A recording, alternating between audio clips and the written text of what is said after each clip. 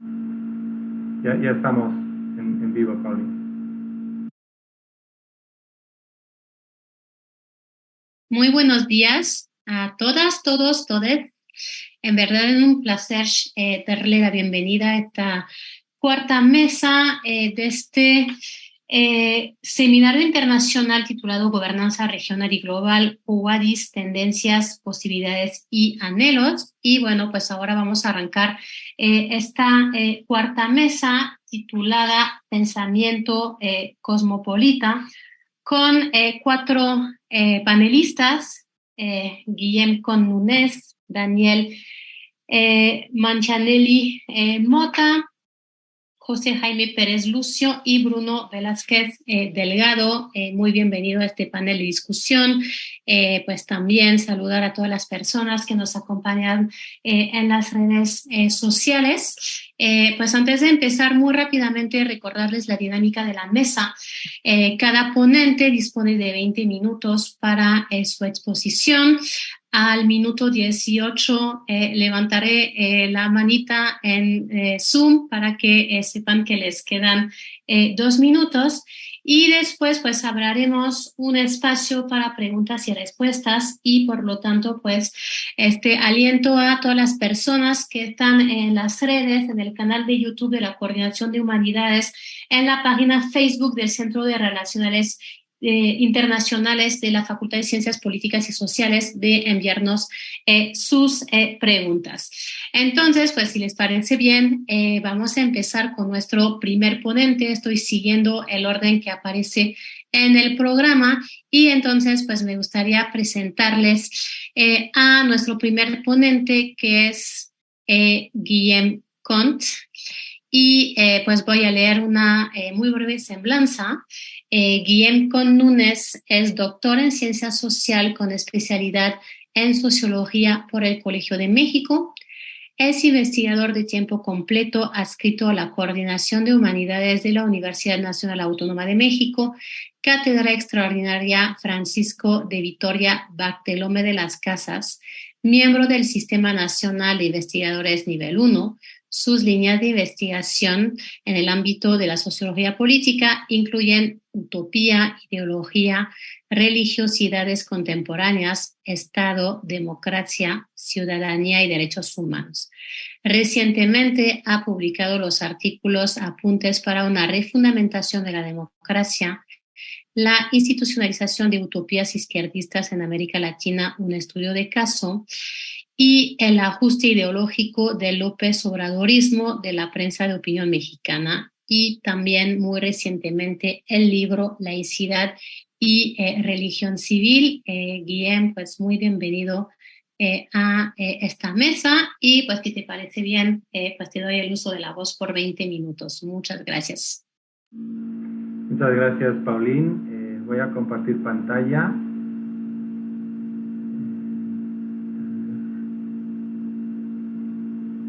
Ahí se ve. Sí se Está ve, ¿no? muy bien. Si lo quieres pasar en diapositivo. Aquí sí, donde estabas. Aquí. Ahí está. Sí se ve, ¿no? Bien. Bien. Bueno, pues buenos días a todas, todos. Les voy a hablar de pues la movilización de mitos en el discurso de Naciones Unidas sobre el cambio climático. Y es una investigación en curso y bueno, Paulín ya mencionó algunos de mis intereses, ¿no? A mí me interesa mucho el tema de la acción social con arreglo a valores, ¿no? Como diría Weber, y algunos de estos conceptos que he estado empleando son ideología, utopía, religiosidad, y pues en esta ocasión les voy a hablar de religión, ¿no? Religión, religiosidad, y estamos hablando de aquello que motiva a la gente que no es instrumental, ¿no? Que no es dinero, poder, estatus, sino el bien, lo bueno, ¿no? Lo deseable. Y en este sentido, pues estaré hablando de lo que podría denominarse la gobernanza en su plano simbólico, ¿vale? Y quiero empezar con una pregunta provocativa, ¿no? Que para guiar esta presentación, que es por qué no se cumplen los derechos humanos. Y bueno, lo primero es la obviedad de que no se cumplen, ¿no? Podemos salir a la calle y darnos cuenta inmediatamente de que no se están cumpliendo, o podemos revisar estos informes de Naciones Unidas sobre los Objetivos de Desarrollo Sustentable y ver que tampoco, ¿no? Y ya en relación con México, también podríamos ir a páginas web y leer informes como este de Human Rights Watch, ¿no? Que así empieza, ¿no? Dice, las violaciones de derechos humanos, tal, han continuado durante el gobierno López Obrador, y estos hechos suelen quedar impunes, ¿no? Entonces, no solo no se cumplen, sino que no hay ninguna consecuencia de estas violaciones, lo cual obviamente pues refuerza que se sigan no cumpliendo. Y esto es obviamente una pregunta muy compleja, pero para empezar a contestarla podríamos hablar del tema de la prioridad, ¿no? De cómo tanto culturalmente como institucionalmente tenemos a nuestras sociedades montadas de cierta manera para que haya otras lógicas que sean más prioritarias. Y pues está aquí, ¿no? El clásico del capital y también el clásico del poder político, ya sea a nivel de élites, pero también a nivel de una creencia más abstracta, ¿no? En eso que llamamos el Estado, por ejemplo.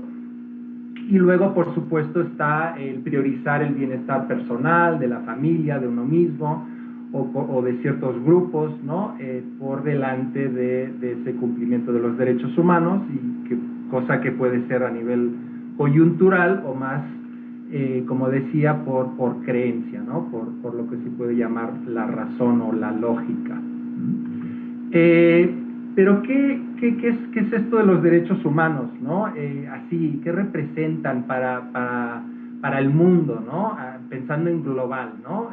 Se ha hablado de que son un movimiento, se habla de que son un paradigma, pero recientemente nos estamos dando cuenta de que no se queda en un plano meramente social, de lo tangible, de lo inmediato, sino que están configurando una nueva religión, ¿no? Una religión, digamos, de la humanidad, ¿vale? Pero claro, este concepto de religión es problemático, ¿no? Muchas personas en la calle, pero también a nivel académico, entienden que la religión debe tener un contenido de lo divino, ¿no? O de algo muy histórico, muy antiguo, ¿no? Con rituales, la misa, el Dios, etcétera, ¿no? Pero esto es como nosotros hemos aprendido a entender religión, y tenemos que darnos cuenta de eso, ¿no? Y de hecho en las ciencias sociales hay una tradición paralela, ¿no? Que entiende, paralela a esta definición sustantiva, que entiende la religión como algo más formal, ¿no? Como una experiencia de lo que significa ser humano, ¿no? Y que podríamos resumir en estas dos definiciones, que en realidad son la misma, ¿no? Como la construcción social de lo trascendente o la relación de un grupo social con lo trascendente. Claro, aquí ya dejamos de lado, ¿no? Las doctrinas, la divinidad, todo eso, no es que no sea importante, sino que no debe ser parte de la definición, ¿no? Y esto en este sentido, entonces podemos empezar a apreciar, ¿no? Con esta definición formal, que los derechos humanos sí pueden estar constituyendo una nueva religión de la humanidad, ¿no? Y esta idea de religión de la humanidad, de hecho, no es algo novedoso. También Auguste Comte, ¿no? Ya con su cientificismo, él ya nos hablaba de religión de la humanidad, ¿no? La humanidad como objeto de sí misma, para sí misma, ¿no? Y si lo pensamos, pues es el proyecto moderno, ¿no? Ese es el proyecto moderno, efectivamente, de desvincular lo humano de otros planos que no son humanos, ¿no? Sobrehumanos, y hacer que la humanidad sea su propio objeto, su propia preocupación, ¿no? Y con esto, pues, ¿no? Hace 75 años, con la creación de Naciones Unidas y la Declaración Universal de Derechos Humanos, efectivamente emerge, ¿no? Esta renovada preocupación por configurar a la humanidad como objeto, digamos, existencial, ¿no? Y aquí quiero, también para ligarlo a la mesa, ¿no? Relacionar todo esto con el pensamiento cosmopolita, que como ustedes saben, trata de pensar, pensar y propugnar, ¿no? Porque es un enfoque normativo de una comunidad de iguales, ¿no? Una comunidad universal de todas de todas las personas. Y les puse aquí una cita de este filósofo cosmopolita, donde él liga, ¿no? Precisamente la misma Declaración de Derechos Humanos en el artículo 28 con con el cosmopolitismo, ¿no? Y ahí en ese artículo dice: toda persona tiene derecho a un orden social e internacional en el cual los derechos y libertades establecidos en esta declaración puedan ejercitarse a plenitud, ¿no? Entonces, la misma religión de derechos humanos tiene previsto, ¿no? Establecer una comunidad universal de fieles, por decirlo, ¿no? Gente creyente en los derechos humanos y que van a generar un orden social que se ajuste a los derechos humanos. Y los derechos humanos también, o particularmente, podemos entender que configuran una religión porque sacralizan a la persona, esto a nivel tanto individual como colectivo. Y ahí les puse una cita de una fuente de alguien que lo ha estudiado. Hay otras, pero bueno, esta me parece interesante, y lo podemos ver a nivel de desarrollo en los últimos 75 años, pues en tres planos, ¿no? Doctrinal, ¿no? En los tratados, en las varias generaciones de derechos humanos, y sobre todo en esta crítica de que se están proliferando demasiado, ¿no? Que ahora todo es un derecho humano. Eso nos habla de su potencial, ¿no? Como mecanismo sacralizador. En particular, fíjense que el derecho a un medio ambiente sano, limpio, etcétera, no había sido reconocido sino hasta hace 2 años, ¿no? Es uno de los últimos derechos que han sido canonizados, por decir, y que ahora, pues, de alguna manera ya forman parte de esta doctrina, ¿no? de la religión de derechos humanos, una religión que pues está estructurada a nivel organizacional, pues obviamente con el sistema Naciones Unidas, pero también a través de los estados y las organizaciones de la sociedad civil. Y a nivel sociológico hablamos de un apego, una fe, una creencia de las poblaciones, o de gran parte de las poblaciones del mundo, en los derechos humanos. Otra cosa es que los gobiernos se lo crean y lo actúen, ¿no? Pero la gente sí está apegada, ¿no? A la realidad y la importancia y la centralidad de los derechos, más que, ¿no? Pues muchas otras sacralizaciones más, digamos, antiguas. El problema, y esto regresando al punto de por qué no se cumplen, es que la religión de derechos humanos no está en un vacío, sino que compite con otras religiones, ¿no? En particular compite con lo que podemos llamar la religión civil o de Estado, ¿no? Este es un término de Rousseau. Y aquí, pues, de nuevo, ¿no? El Estado, aunque es un ente religioso, nos ha comido el coco con que es un Estado laico, que no es religioso y que está por encima de las religiones, ¿no? Y esto en realidad no es así. Y pues podemos ver cómo se manifiesta el Estado religiosamente, pues a través del nacionalismo, ¿no? Esta idea de que México es un ente sagrado, ¿no? Que debe subordinar toda decisión colectiva, o formas de culto al Estado, patrióticas, ¿no? De diferentes maneras. Y finalmente esta idea de que de la razón de Estado, ¿no? Que es una idea ya desde hace un rato, pero bueno, de Maquiavelo, por lo menos, ¿no? Pero que plantea que el Estado es un fin en sí mismo y así debe actuar, ¿no? En la premodernidad podríamos pensar que Dios era un fin en sí mismo, ¿no? Ahora ¿no? La clase política se burlaría, ¿no? O a muchas personas si dijésemos que Dios es un fin de sí mismo por encima del Estado, ¿no? Y bueno, ya al principio ya lo mencioné, ¿no? Se trata aquí de una lucha por definir los fines últimos, ¿no? Las sacralizaciones de la realidad social, y tienen como dije al principio, tiene estas dos dimensiones, una institucional y otra más simbólica, pero que por supuesto se retroalimentan. Y una forma de entender o de operativizar, pues, ya para estudio todo esto, ¿no? Es fijarnos en una unidad más concreta, que es el mito, y el mito, que son estas narraciones, estas historias, no con muchos detalles, ¿no? Que se presentan como hechos autoevidentes y que van combinándose y van siendo utilizadas por las religiones para articular los universos simbólicos, para conformar las doctrinas, el discurso, ¿no? Les puse aquí un ejemplo de hace 2 días, nada menos, de la reunión del presidente, ¿no? Y su tuit posterior con los consejeros y consejeras del INE. Dice: tuvimos una buena conversación, la democracia debe establecerse en México para siempre, nunca más Kratos sin Demos pueblo, ¿no?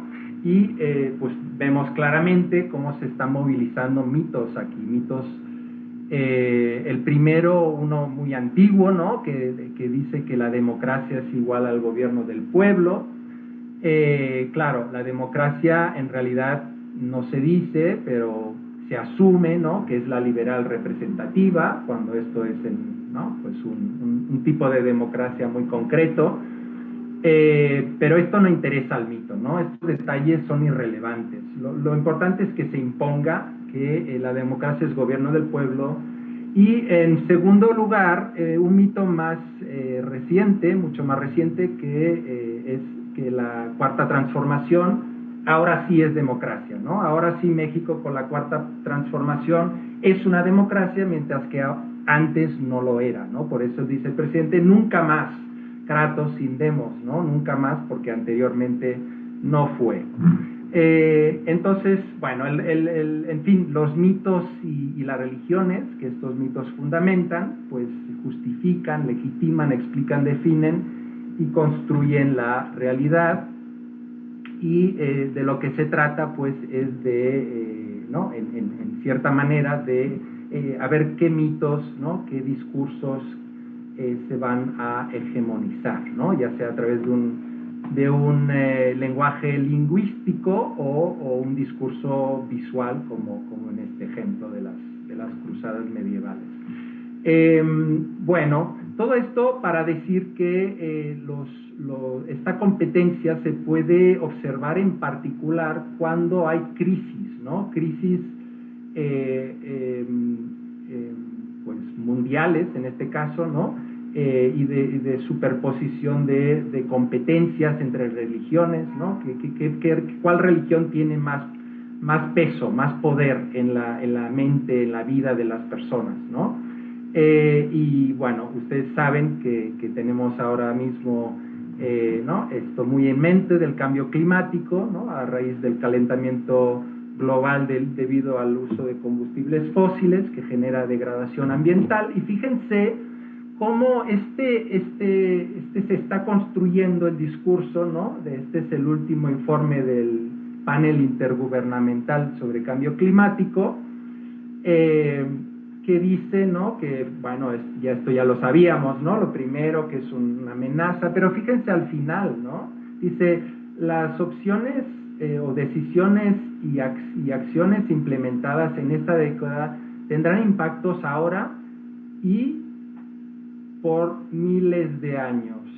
O sea, lo que se haga en esta década impactará el destino de la humanidad y de la Tierra, nada menos que por miles de años, ¿no? Esto lo dicen, entonces, bueno, otra cosa es si nos lo creemos o no, ¿no? Pero bueno, no se trata de eso, de juzgar, ¿no? Pero se trata de ver, ¿no? Cómo se presenta esto como una crisis definitoria, del destino de la humanidad, lo que los gringos dirían un clear and present danger, ¿no? Y bueno, para ver esto, ¿no? Para ver en esta crisis mundial cómo se movilizan los mitos, ¿vale? Planteo este estudio de generación o mitopoiesis de mitos,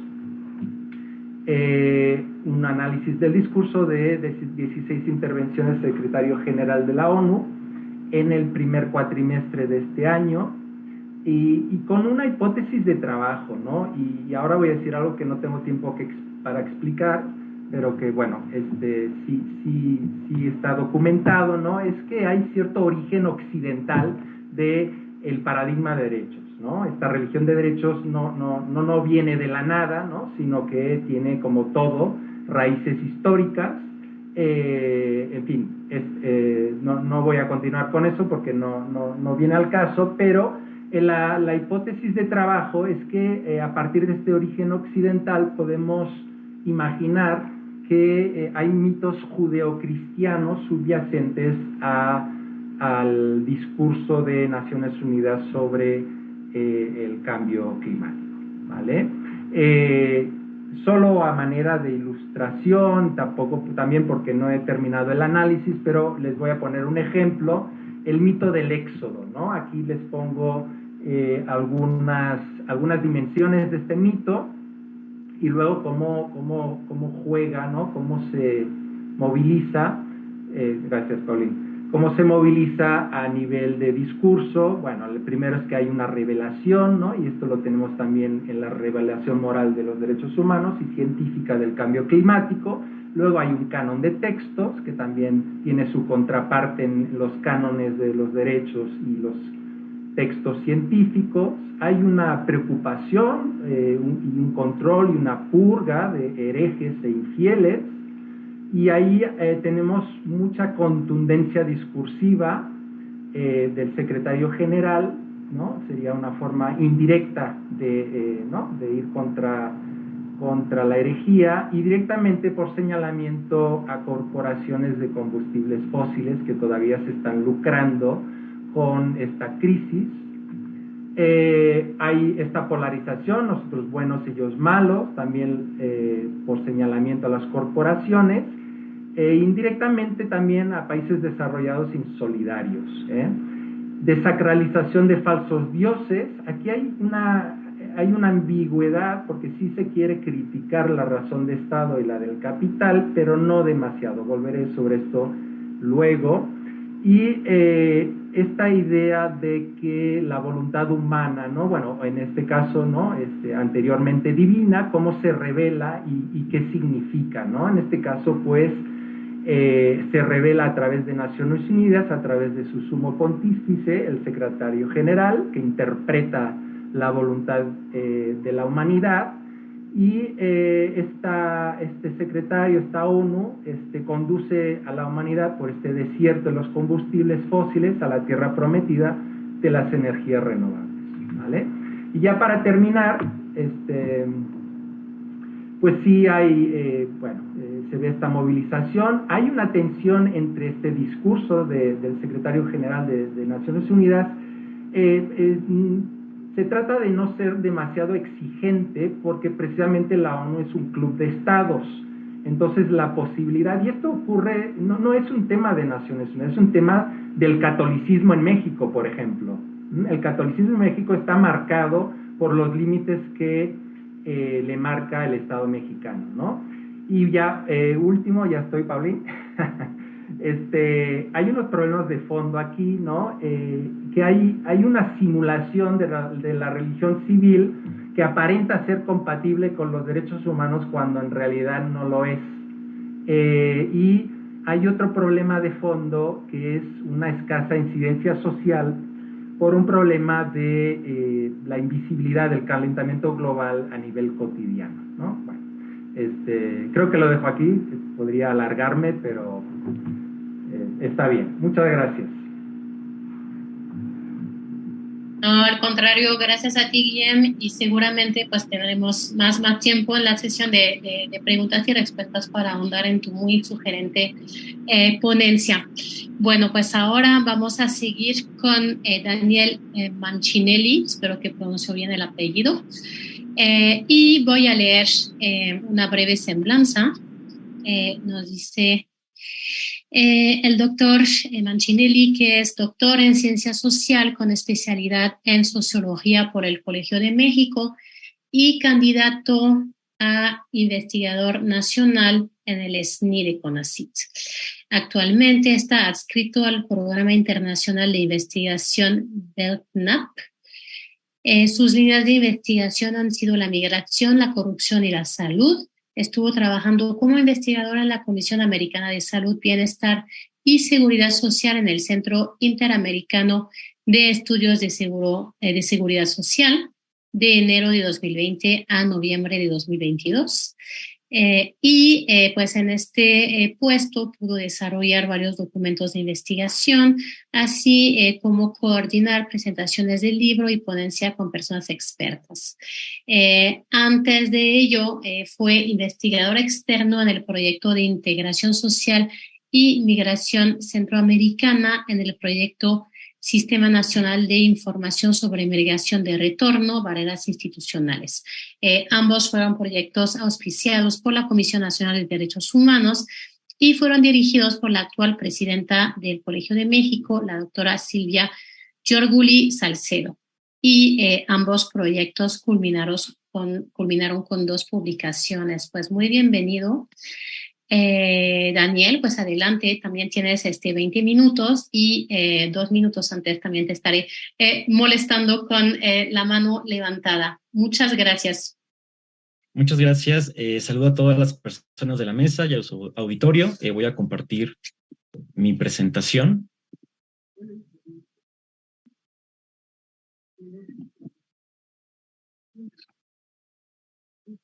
Listo, supongo que se puede ver. Bueno, mi ponencia se llama El cinismo como obstáculo al pensamiento cosmopolita, una aproximación a la crítica de la razón cínica de Peter Sloterdijk. Brevemente, Peter Sloterdijk nace en 1947, es alguien que se dedicó a la historia y a la filosofía, y esta obra en particular ha sido pues bien recibida, por lo menos he detectado 3 filósofos, es Habermas, Safransky y Sabater, ¿no? Que han abordado esta obra. Él es más conocido por otras, que es la trilogía de esferas. Esta es la, digamos, menos comentada hasta ahorita, pero a mí me parece muy interesante por los tiempos de hoy en día. Bueno, el pensamiento cosmopolita yo lo vinculo con la ecología de los saberes de Boaventura de Sousa Santos. Por lo siguiente, me parece que en La Paz Perpetua de Kant hay una mención muy importante que es en el tercer artículo definitivo de La Paz Perpetua, que se llama El derecho de ciudadanía mundial debe limitarse a las condiciones de una universal hospitalidad. Ahí mismo, de hecho, Kant hace una crítica hacia el colonialismo europeo y pone de ejemplo, el primer ejemplo que se le ocurre es el de América. Entonces menciona cómo el colonialismo europeo tuvo una actitud no hospitalaria hacia las personas que en este continente vivían, ¿no? Entonces, desde ahí ya podemos observar que en este pensamiento cosmopolita, pues hay una crítica hacia esta postura colonialista, eurocentrista, ¿no? Entonces, por eso se me hizo muy fácil ir del pensamiento cosmopolita de esta postura kantiana hacia la ecología de los saberes, que es un puente, la verdad, muy sencillo que aborda Santos. Para empezar, son 4 puntos, ¿no? Aquí los resumo de esta obra de la ecología de los saberes. El primero, pues, es desarrollo del saber insurgente subalterno como esfuerzo de resistencia global por la igualdad y el reconocimiento de la diferencia. El segundo punto, validación de los saberes de los grupos excluidos y oprimidos, en tanto legitimación de los conocimientos no científicos, sin excluir a los conocimientos científicos. Él siempre va a destacar esto, ¿no? Que no solamente hay que seguir a los conocimientos científicos, sino también dar este espacio hacia otro tipo de conocimientos y que puedan incluso entablar comunicación, ¿no? Diálogo. El tercer punto es una pragmática de las decisiones colectivas en función de su operatividad, ¿no? En contextos específicos como resultado de un debate democrático, como resultado del debate de este diálogo entre los diferentes tipos de conocimientos del punto anterior. Lograr epistemologías más ricas que las del norte, es lo que siempre está insistiendo en esta obra Santos, epistemologías polifónicas y prismáticas, que eso me pareció interesante. Y ahí puse un ejemplo, ¿no? El de la ciencia poética de los grupos indígenas, ¿no? Que puede ser una temática a explorar. Bueno, este es el punto de vista de Santos, ¿no? Y yo podría decir que el pensamiento cosmopolita, pues, es parte de esta ecología de los saberes, de este desarrollo de un saber subversivo que sea una alternativa hacia estos saberes eurocéntricos, por ejemplo. Ahora bien, me parece que hay un obstáculo, que es esta actitud cínica, que lo vamos a ver a continuación con Sloterdijk. De manera que el pensamiento cosmopolita, en tanto una ecología de los saberes, es una crítica al poder, a la tradición y a los prejuicios del norte, que así lo llama Santos, ¿no? Para lograr una sociedad justa y democrática como epistemología del sur. Ahora bien, aquí viene lo interesante, que es el pensamiento cosmopolita ha desarrollado su propia contradicción, es decir, el cinismo moderno. Me parece que podemos ubicar a este pensamiento cosmopolita como una parte de la crítica moderna a las ideologías. Pero la crítica moderna a las ideologías, lo que va a mencionar Sloterdijk es que se está agotando, o ya se está agotando, ya se agotó, y hay una actitud más de sí y qué. Ese es el punto que quiero destacar, ¿no? Y bueno, la razón cínica como fase superior de la razón cosmopolita, ¿no? Y aquí lo podemos observar en este pequeño esquema que mostré. Ahora sí, ¿qué nos dice este autor? Y que lo podemos relacionar con lo anterior. Bueno, pues que la modernidad significa que todo se hizo más problemático. Sloterdijk no habla de la sociedad del riesgo global, pero me parece que entre sus páginas es muy interesante porque sí está destacando esto de que siempre esta sociedad moderna pues crea este conocimiento excesivo que hace que sepamos más y que sepamos a su vez todos los riesgos que pueden afectar a la humanidad. Uno de ellos, evidentemente, es el calentamiento global, como ya lo mencionó Guillermo. Otro que quisiera destacar es el desarrollo de la inteligencia artificial, ¿no? Entonces, se está dando efectos catastróficos, digamos, estos efectos que pueden dañar el tejido de la sociedad, ¿no? Pueden aumentar niveles de violencia ya no controlables, ¿no? Entonces, en este contexto es donde se da esta actitud cínica. La modernidad crea una postura cínica que se avienta a las verdades desnudas a la mínima provocación porque desconfía de todo en todo momento. Ir hacia la cosa en sí sin velos, ¿no? Que es una pasión por lo real, por lo monstruoso. Y yo creo que esto da pauta que ya no escucha argumentos, fallo de la acción comunicativa que habla Habermas, ¿no? Entonces, esa es una de las, digamos, ideas de Sloterdijk de la modernidad, ¿no? Que complica la situación. Y dentro de este contexto, pues está la crítica tradicional, la que me parece que es muy parecida, muy similar a esta postura de la ecología de los saberes de Santos, ¿no? Y me parece que puede ser parte de, pues, el pensamiento cosmopolita, ¿no? Vamos a hacer crítica hacia las tradiciones, hacia el status quo, para cambiar la situación y hacerla más igual, ¿no? Entonces, Sloterdijk apunta mucho esto, va a destacar demasiado de, bueno, ¿y qué es la crítica tradicional? Yo aquí me da la idea de que él expande la escuela de la sospecha de Paul Ricoeur Hay que recordar que Paul Ricoeur, en el libro Freud, una interpretación de la cultura, tiene un pequeño capítulo en donde él le llama la escuela de la sospecha, que básicamente él dice, bueno, Marx, Nietzsche y Freud tienen estos narrativas que desenmascaran a la conciencia. Cada quien a su estilo, pero básicamente es el origen del desmascaramiento de las ideologías, de las posturas, de los discursos. Siempre va a haber algo atrás que hay que descubrir, quitar el velo, ¿no? Para saber realmente llegar a la verdad. Entonces, esta actitud de sospecha, pues, se vuelve más enfatizada con estos tres autores. Hay otros, de hecho, pensadores, pero me parece que estos tres son esenciales. Y de hecho los menciona Sloterdijk, ¿no? Les dedica a cada uno un capítulo.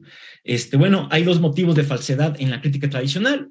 Uno, en esta posición de lanzar la crítica, uno dice, o el otro está equivocado, ya sea que lo sepa o no, o hay una voluntad de poder. Y para desarmar esto,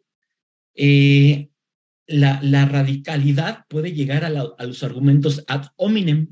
Entonces, ¿qué es estos argumentos ad hominem, como todos ustedes saben, es la crítica no a lo que está diciendo la persona o el grupo, sino de dónde vienen ellos, el origen social, el aspecto físico de las personas, etcétera, ¿no? Entonces, de hecho, esto lo menciona Marx en uno de sus textos que dice, bueno, no nada más hay que tender a la crítica material, que es la revolucionaria, sino una crítica hacia las personas mismas, y una crítica, lo menciona explícitamente, ad hominem, no lo que digan, sino cómo son al ser de las personas. Esta es una arma contra la conciencia endurecida, conservadora, satisfecha de sí misma, que defiende el statu quo, ¿no? Entonces, básicamente hay esta idea de que hay que desconfiar de lo que dice la persona por su aspecto físico de entrada, ¿no? Y esto es, digamos, la radicalidad de esta crítica de la modernidad, de esta crítica, pues que muestra muy bien estos tres autores, ¿no? Entender a las personas mejor de lo que se entienden a sí mismas para desenmascararlas, que son, uno parte de que son sujetados por alguna estructura inconsciente de clase o del poder, ¿no? Entonces, en esto se refiere esta crítica moderna. Se reduce a una investigación de las programaciones colectivas, es decir, ese discurso que está diciendo los que se encuentran en la parte privilegiada, pues viene de una programación colectiva. Entonces, es la formadora de esta postura conservadora, ¿no? Y de las autoprogramaciones, ¿no? De forma secundaria. Pero la persona desenmascarada fue más allá con el cinismo moderno, en donde ya es difícil la crítica tradicional. Entonces, se comienza con una crítica tradicional, con esta escuela de la sospecha para el desenmascaramiento, pero digamos que la persona desenmascarada empieza a tener esta estrategia del cinismo, de decir, bueno, sí, ¿y qué? ¿No? Y es donde se detiene la crítica, ya no puede ir más allá. El desenmascaramiento se obstaculiza, digamos. Y esa es una problemática, porque significa que cuando las élites o los que están en los puntos privilegiados de la estructura social tienden a este discurso cínico de decir sí que, no, o sea, estoy aquí para generar más poder, quiero que mi discurso sea el hegemónico, sí, ¿y qué? O sea, no, y es cuando la única reacción del otro lado en este enfrentamiento de conciencias es, pues, ¿qué más sigue, no? Ya me aceptó que sí quiere el poder, ya me aceptó que sí es un clasismo lo que está diciendo, el racista se siente racista y me dice, compréndanme por mis orígenes sociales, por la historia de mi país, y eso les dará a entender a ustedes mi postura racista. Ese es el obstáculo, digamos, que se enfrenta el pensamiento cosmopolita, que yo enfatizo mucho que tiene este vínculo con la crítica tradicional a las ideologías, en donde ahí pues está la barrera, ¿no? Se problematiza esto de la crítica. Bueno, el cinismo moderno, como la falsa conciencia ilustrada, ya no se siente afectada por alguna crítica a la ideología del sí que acabo de explicar. Y aquí también hay un complejo catastrófico, es decir, también el sí que lo empiezo a detectar en el calentamiento global, ¿no? Bueno, sí, vamos a llegar ya estamos en un futuro distópico con efectos del calentamiento global, pues sí que no hay que continuar, no pasa nada, ¿no? No hay más. Como una especie de aceptación de la dureza del mundo ya sin utopías, solo a la espera de las distopías. Esto también lo he observado muchísimo en los discursos en las redes, ¿no? Hay esta postura, digamos, ante el mundo. La crisis de la modernidad da entrada al cinismo moderno, que es una desmoralización, desaliento, fin de la utopía, se separa lo que se sabe de lo que se hace, por ejemplo, el fumar, ¿no? Ya en esta sociedad, en nuestra sociedad, digamos, pues occidental, aquí en América Latina, sabemos que fumar promueve, te puede dar cáncer, ¿no? Pero aún así, aún el conocimiento no te da para que tú digas, pues voy a dejar de fumar, ¿no? Es diferente. Y esto me remite mucho a Kant, menciona respecto a la ilustración de que la razón pues te va a dar esta herramienta para ya no depender principalmente del discurso de la Iglesia Católica, ¿no? Que era su combate. Y hoy en día aún lo sé y lo sigo haciendo, ¿no? Entonces, esa también es la otra forma de entender a esta postura cínica. Bueno, también hay una, digamos, condición esquizoide, una conciencia reflexiva que se sabe que la esperanza es falsa. Y esto es lo importante, ¿no? Lo que hay que destacar, que aún con el conocimiento que tenemos, como el informe que lo vi mencionado en la exposición de Guillermo, el informe de una comunidad científica muy amplia sobre la situación de cambio climático y de sus posibles efectos negativos en los próximos años y la próxima década. Está la versión larga de ese informe y está la versión corta, ¿no? Pero digamos que aquí, ya con este conocimiento, aún así, es muy difícil como llevarlo a cabo, ¿no? Como que hay una división todavía, me parece, entre lo que debiera ser y el ser, ¿no? O sea, cómo esto debe de, pues, en una situación de esfuerzo colectivo, pues, más o menos empalmarse, pero siento también que no va hacia ello, ¿no? Y es lo que apunta Sloterdijk en esta situación del cinismo. Bueno, pues es básicamente el cinismo moderno al servicio del Estado y de las élites, también lo destaca este autor. Ese sí y que paraliza, pues él observa que está en ese lado también de la sociedad, ¿no?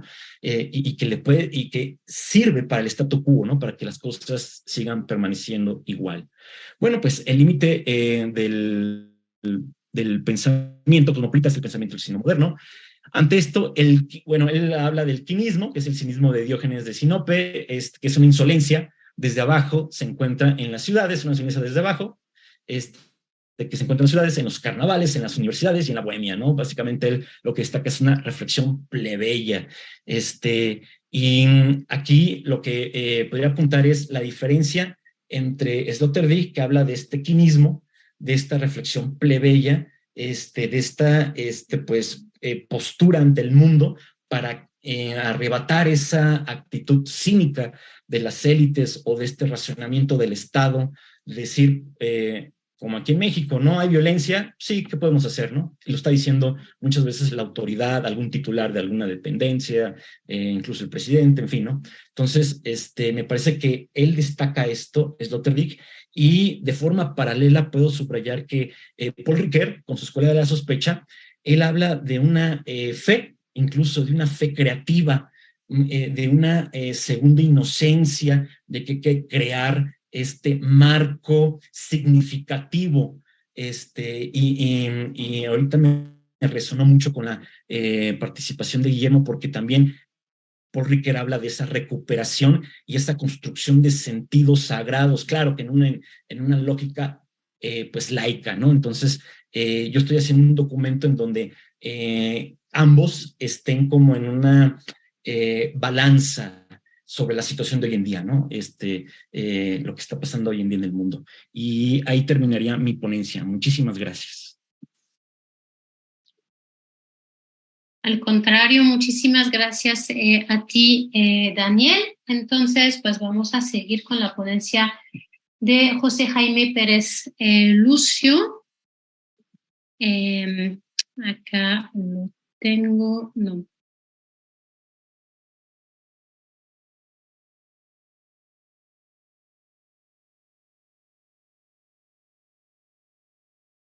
Muy bien, listo. José Jaime Pérez Lucio es fraile dominico, licenciado en Economía por la UNAM y maestro en Econometría e Investigación de Operaciones por la Universidad de Groningen en los Países Bajos. Trabajó en la Comisión Nacional Bancaria y de Valores y como profesor de Probabilidad y Estadística, así como de Humanidades. Es licenciado en Filosofía por el Centro de Estudios Filosóficos Tomás de Aquino y bachiller pontificio en Teología por el Instituto de Formación Teológica Intercongregacional de México. Desde 2019 colabora con el Centro Universitario Cultural y el Instituto Dominicano de Investigaciones Históricas en eventos relacionados con la historia de los dominicos en América y el pensamiento de Francisco de Vitoria y Bartolomé de las Casas. Actualmente reside en Mainz, Alemania, donde cursa la licencia pontificia en Teología y Patrología en la Universidad Johannes Gutenberg. José, bienvenido. Adelante, pues vamos a empezar también con tus 20 minutos de exposición. Muchas gracias, gracias. Pues en esta ocasión yo, para integrar un poco el tema en esta mesa sobre pensamiento cosmopolita, yo pensaba en no solamente los efectos de la vorágine en la que estamos viviendo, sino también el tipo de reflexiones que genera este tipo de quiebres históricos, ¿no? Y es por eso que yo he preparado una ponencia sobre el pensamiento económico de Tomás de Mercado, que también vive de alguna manera un quiebre histórico importante, tanto desde el punto de vista económico como desde el punto de vista filosófico, ¿no? Del pensamiento humanista.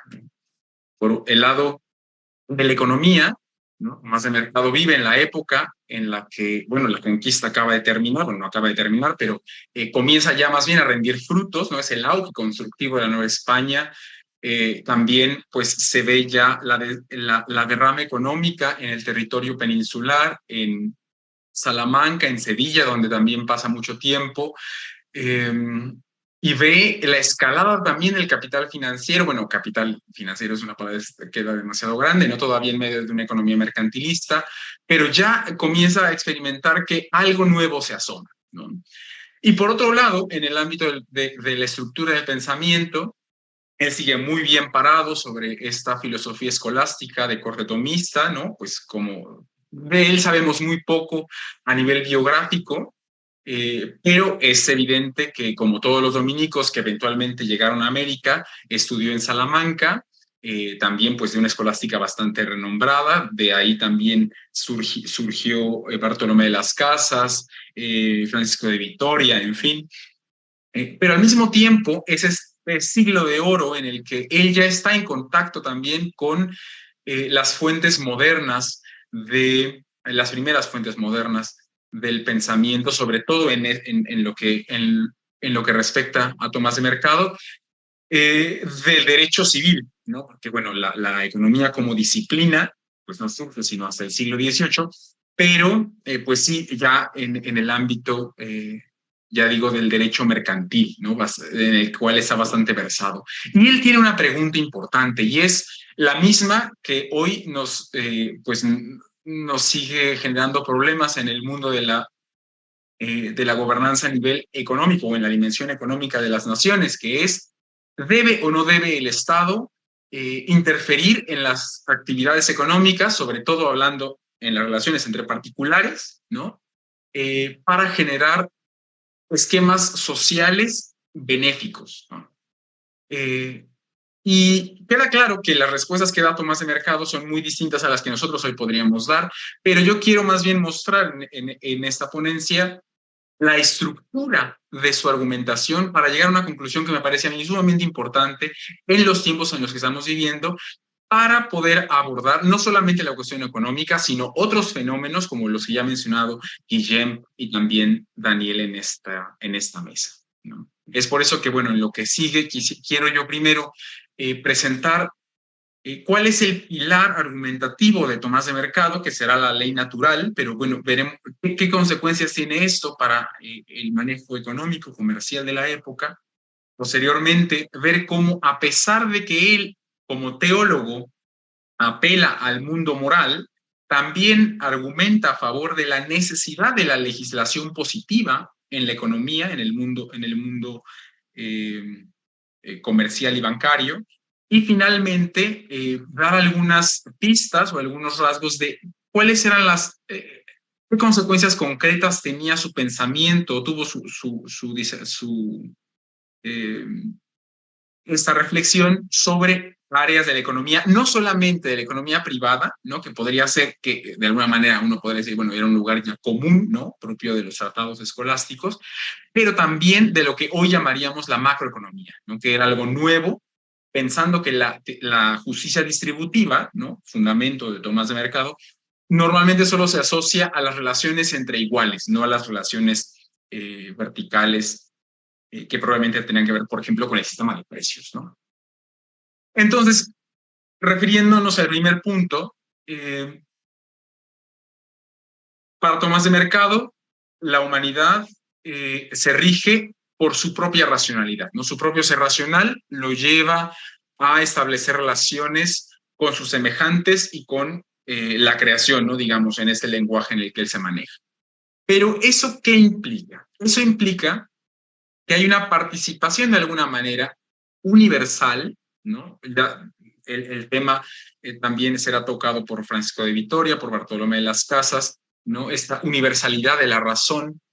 Y es precisamente la razón la que genera en todos los seres humanos una condición de necesidad respecto de principios fundamentales a la hora de establecer relaciones con las demás personas. Eso quiere decir, ¿por qué es importante? Porque él elimina la primera barrera que él tiene como teólogo, que es decir, bueno, claro, es que tú abordas este problema de la economía desde la revelación, ¿no? Es una fuente muy específica que genera un análisis muy particular de la realidad, y él dice, no, mi análisis se fundamenta, bueno, obviamente en palabras de ese mercado, se fundamenta sobre la ley natural que apela a la razón humana, no a algún tipo de proceso de revelación. Que la razón esté a la base de las relaciones humanas quiere decir que debe haber principios racionales que se deben seguir, ¿no? Y el principio fundamental, pues es precisamente, bueno, lo que, como lo verbaliza, siguiendo también a Tomás de Aquino, es querer el bien y aborrecer el mal, ¿no? Y eso, ¿cómo se lleva a la vida política? ¿No? Que es también lo importante, no solamente en las relaciones individuales, sino en la vida política. Eso implica lo justo y lo honesto de que cada uno ama y desea para sí, debe ser para todos, ¿no? Porque para Tomás de Mercado, el fundamento de las relaciones, incluso cuando ya son llevadas al comercio, es que no agravar a nadie es una obligación, ¿no? No siempre será una obligación beneficiar a los demás, pero la obligación del no agravio es común a todos los seres racionales, ¿no? Y es por eso que la piedra angular de su defensa de la actividad política en el mundo económico es la virtud de la justicia, ¿no? La regla inmutable de los negocios es hacer igualdad entre los contratos humanos. Y esta igualdad no solamente, y aquí también me parece bastante perspicaz, no al nivel de las personas que contratan, ¿no? Porque hoy en día también vemos esta doble jugada del liberalismo económico que dice que aboga por una igualdad en términos, pues no solamente teóricos, pero pues digamos sociales, ¿no? Es decir, socialmente, culturalmente, cada vez vamos mejorando la plataforma de igualdad de los diferentes grupos humanos, pero eso no se traduce en transacciones más justas entre esos individuos. Y por eso él dice que no, la justicia no se basa no solamente en la igualdad entre las personas que contratan, sino en la naturaleza y en el valor de las transacciones que ejecutan, ¿no? Y es ahí donde él dice, para Tomás de Mercado no hay tal, él no hace una clasificación tan dispersa, bueno, más bien tan como de filigrana, tan escolástica de la justicia, pero él dice, para que la justicia conmutativa, ¿no?, entre individuales, tenga realmente peso, ¿no?, y sea garantizada en las relaciones cotidianas, es necesaria la potestad pública, ¿no?, que defienda a los inocentes y castiga a los perniciosos, ¿no? Esas palabras textuales de Tomás de Mercado. Y la regulación económica es, pues, la manera en que la justicia legal garantiza la justicia conmutativa. Tomás de Mercado se ocupa de la ley natural en un contexto sistemático más amplio, obviamente, que es la ley, ¿no? Pero para Tomás de Mercado está el problema concreto de la libertad o la regulación en el mundo de los negocios, ¿no? Y este conflicto entre libertad y ley, ya decía, él no lo juega en el ámbito de la justicia distributiva, ¿no?, en donde hay una autoridad con recursos que deben ser distribuidos entre una base poblacional, sino únicamente en las relaciones de contratos. ¿Y por qué es necesario esto? Porque el arte comercial, ¿no?, y no digo economía porque no es el lenguaje que utiliza, pero podríamos nosotros hacerlo mucho, ampliarlo al mundo económico. Las actividades que se realizan, podríamos decir que no son de suyo ni buenas ni malas, ¿no?, como para que digan que debe haber una autoridad o una entidad superior que regule sobre ellas naturalmente. Pero aquí está también la genialidad en la que Tomás de Mercado logra también incluir la bondad de la autoridad pública. Y es que, claro que hay cosas que de suyo no son perniciosas, pero hay cosas que no son convenientes para un determinado momento o para una determinada sociedad, ¿no? Y para todas aquellas cosas que naturalmente no son perniciosas, pero que por las estructuras que subyacen a las transacciones corren riesgo de serlo, ¿no?, de caer en abusos, es necesario que exista esa entidad regulativa, ¿no? Y es por eso que para Tomás de Aquino, para Tomás de Mercado, la ley natural no solamente será analítica, ¿no?, para decir en qué consiste la justicia, sino también normativa, ¿no? ¿Qué es lo lícito y lo ilícito en los negocios? Ahora, ya decía que Tomás de Mercado le da entrada a la ley positiva, que era muy criticada, obviamente, como hoy en día, ¿no? Es decir, nosotros tenemos un sistema económico cuyo modelo, el modelo clásico, excluye todo tipo de interacción económica, aunque en la práctica vemos que los países que se fuerzan más liberales son los que también tienen unas políticas cada vez más cerradas, ¿no?, cada vez más regionales. Pero regresando al tiempo de Tomás de Mercado, lo que él trata también de decir es que no hay simplemente una obligación de conciencia, ¿no? Es decir, no,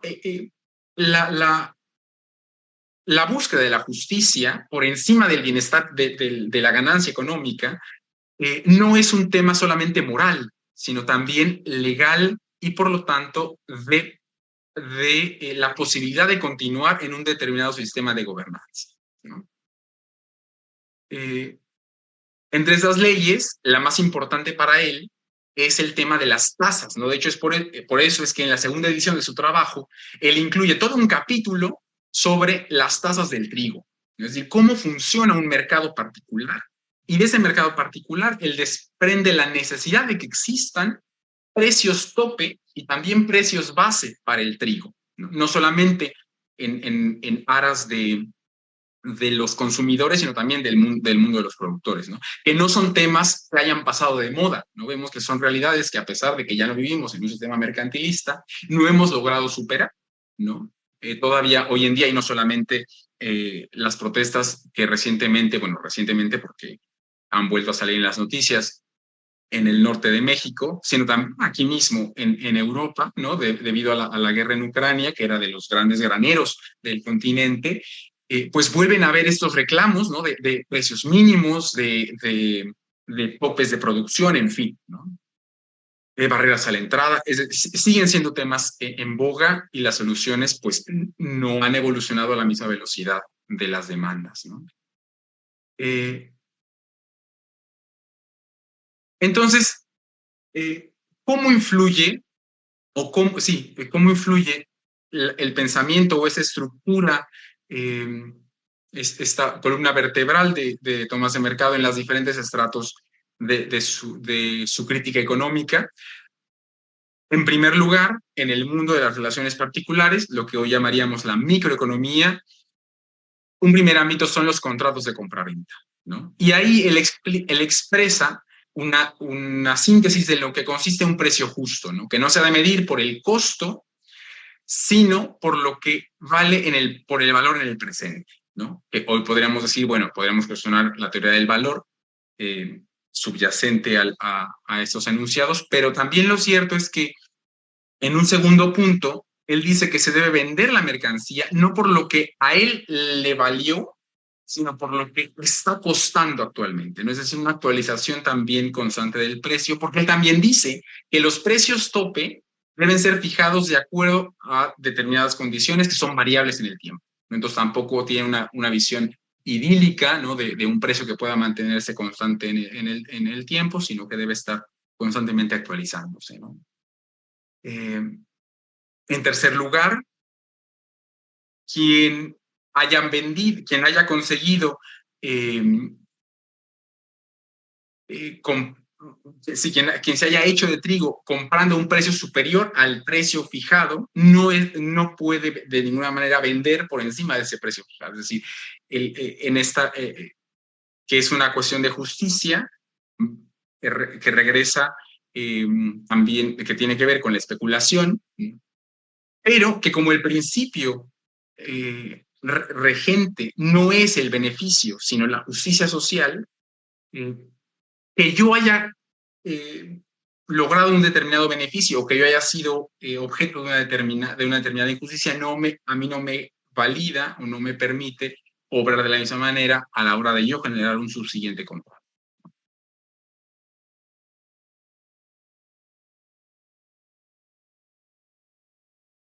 Que él alude son las ventas a plazos, por ejemplo, ¿no?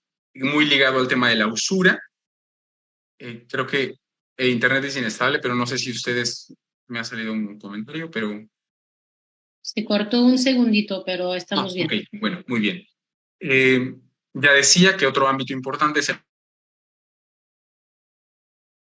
de las ventas a plazos, ¿no? Que es un problema bastante común ahora en México, ¿no? Yo cuando estaba en la Comisión Bancaria de Valores era un problema porque muchas tiendas comerciales, muchos establecimientos comerciales sacaban su banco, pero como no eran un banco, no eran reguladas por ninguna institución, ¿no? Y por eso generaban unas cadenas de consumo que no eran reguladas por nadie, ¿no? Él admite que claro que es necesario un determinado nivel de usura, pero recordemos que, bueno, la teoría monetaria todavía estaba bastante en ciernes. Lo cierto es que en toda esta, en su marco teórico, lo que no aunque no contemple el dinero como un acumulador de valor, lo que debe regir a los intercambios monetarios también es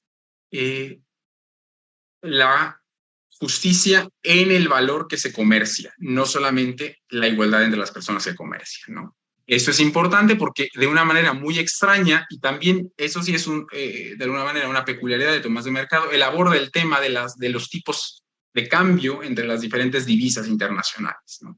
Y ahí dice que no es ilegal generar una ganancia a partir de eso, que es algo raro, dada la teoría de la neutralidad de la moneda, pero lo único que él dice es que el cambio debe ganarla por la diferencia de lugares y la distancia de lugares, pero no solamente por la necesidad del que lo pide, ¿no? Es decir, que sería hoy en día negar que la ley de la oferta y la demanda debe ser la única manera de fijar los precios, ¿no? Ahora, la novedad real para mí de en el análisis de Tomás de Mercado es precisamente lo que sigue, que es el ámbito de injerencia dentro de la política y la economía. Porque si bien él nunca habla de una justicia distributiva, desde la justicia conmutativa que él aborda, hace ya indicaciones sobre la intervención del Estado en el comercio, en la exclusión de los mercaderes extranjeros, ¿no?, que era importante en aquella época, porque la balanza comercial española comenzó a tener un desequilibrio impresionante a partir de la entrada, sobre todo del mercado inglés, no recordemos en aquel momento.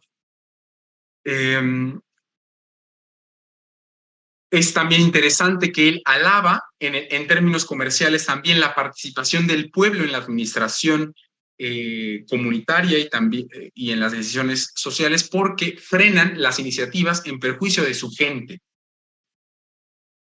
También ataca de manera frontal los monopolios de los comerciantes, pero también los monopolios de los productores, porque dice, y cito, el mero trabajo propio, si no va acompañado de una utilidad para el comprador o para la sociedad, no justifica un aumento de precio, ¿no?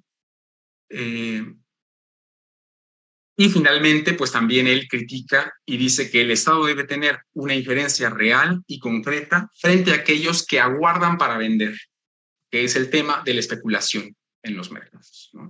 Que hoy en día en el mercado alimentario, pues es una tragedia que sigue sucediendo, ¿no? Barcos de cereales que siguen siendo arrojados en el mar para que el precio de los mismos no baje, ¿no? A manera de conclusión, simplemente decir, podríamos profundizar en varios de estos puntos, pero simplemente me parece importante mencionar que Tomás de Mercado se dio cuenta de un problema y él genera una fundamentación que le sirve desde fuera del mundo comercial para abordar un problema económico. Y esa es la importancia también, creo yo, para el mundo en el que nosotros vivimos, de una argumentación o de una fundamentación no necesariamente filosófica, ¿no?, en sentido de metafísica, pero por lo menos metaeconómica, ¿no?, social, cultural, multidisciplinar, gracias, que postule y estructure una política económica pública cuyo centro sea la persona. Y un ejemplo de la posibilidad de hacerlo es precisamente el desarrollo de Tomás de Mercado en el siglo XVI. Muchas gracias. Al contrario, muchas gracias a ti, José, muy interesante. Y bueno, pues pasamos a la última ponencia. Les recuerdo a las personas que nos están siguiendo en las redes sociales que pueden hacer sus preguntas con mucho gusto. Aquí las recibimos. Bruno Velázquez Delgado es licenciado, maestro y doctorante en filosofía por la UNAM, con un diplomado en Seguridad Nacional, Frontera y Migración por el ITA. Es profesor de asignatura de la Facultad de Filosofía y Letras de la UNAM, así como del ITA. Fue analista de información en la Fiscalía Especializada para la Atención a los Delitos de Violencia en contra de las Mujeres, PGR, y apoyó a la Secretaría de Educación, Ciencia, Tecnología e Innovación de la Ciudad de México en la creación de la red ECOS. Actualmente es coordinador de la Cátedra Nelson Mandela de Derechos Humanos en las Artes, colabora en el Programa Universitario de Derechos Humanos y es integrante del Comité Técnico para la Atención a la Salud Mental de la Comunidad Universitaria de la UNAM. Es autor de los artículos El sueño de Medusa y En el vientre de la ballena, ambos publicados en la revista digital de Educación Futura, así como del artículo Filosofía de la danza, el lenguaje de la palabra, publicado en la revista Reflexiones Marginales. Sus líneas de investigación e intereses intelectuales se enfocan en la reflexión de los derechos humanos en las artes, la filosofía de la cultura y la filosofía de la educación, así como en la ontología y la metafísica, otro perfil muy interesante de este panel el día de hoy. Así que, bueno, pues Bruno, adelante por favor, también tienes 20 minutos. Perfecto, Paulín, mil gracias por tu generosa presentación. Y antes que nada, Guillem, agradecerte con mucho afecto por considerarme por además ser un gran amigo y aliado en todas estas colaboraciones que estamos llevando a cabo. Yo, fíjense, les preparé un pequeño escrito que en este caso solamente les estaré presentando, digamos, como la parte más sustantiva como lectura sin aparato crítico, y se los va a compartir para que me acompañen en su lectura y no se aburran y además puedan tener mayor claridad en lo que pretendo presentarles. Entonces le daré lectura y pues espero me acompañen. José Jaime, Daniel, muchísimas gracias, además también me encantó conocerles y pues saludo a quienes nos están viendo en redes sociales. El texto se titula El fin del cosmopolitismo entre la cultura de guerra y paz. Hablar del fin del cosmopolitismo implica abordar las metas y objetivos que persigue dicho proyecto, su finalidad. También identificar su término, límites e imposibilidad. Es preguntarse en ambos sentidos por si acaso el cosmopolitismo ha llegado ya o no a su final. Es abordar la historia de un fracaso o del fracaso histórico de un proyecto filosófico y político. ¿Cuál proyecto? El del idealismo, que en sus muchas vertientes acusan una herencia moderna y premoderna, con raíces helénicas, judeocristianas, liberales, ilustradas y románticas, que da por hecho a la evolución espiritual y al progreso de la humanidad hacia la libertad, esto es, hacia un mundo donde reine la justicia y la igualdad. Idealismo, que da por sentado también que existe algo así como la historia y que este es un fenómeno lineal. Teleología que sostiene que el devenir histórico es el resultado de realizaciones de un proceso dialéctico que silvana por fases, gradualmente, persiguiendo y alcanzando un fin. Un idealismo que quizá apenas se salva de asumir un principio teológico. Y el cosmopolitismo es un ideal que justamente termina de cristalizarse en esta idea de la historia, algo que ayuda a quienes quieren creer en él a no perder la esperanza de su posible y siempre incumplida realización, dado que todo proceso dialéctico, incluido el de la historia, se funda precisamente en la negatividad, en la lucha de contrarios y en la contradicción, en el no ser aún, en la potencia que no es acto, en el acto que deviene potencia, en el accidente, los retrocesos y recomienzos, los desenlaces desastrosos y las reconstrucciones.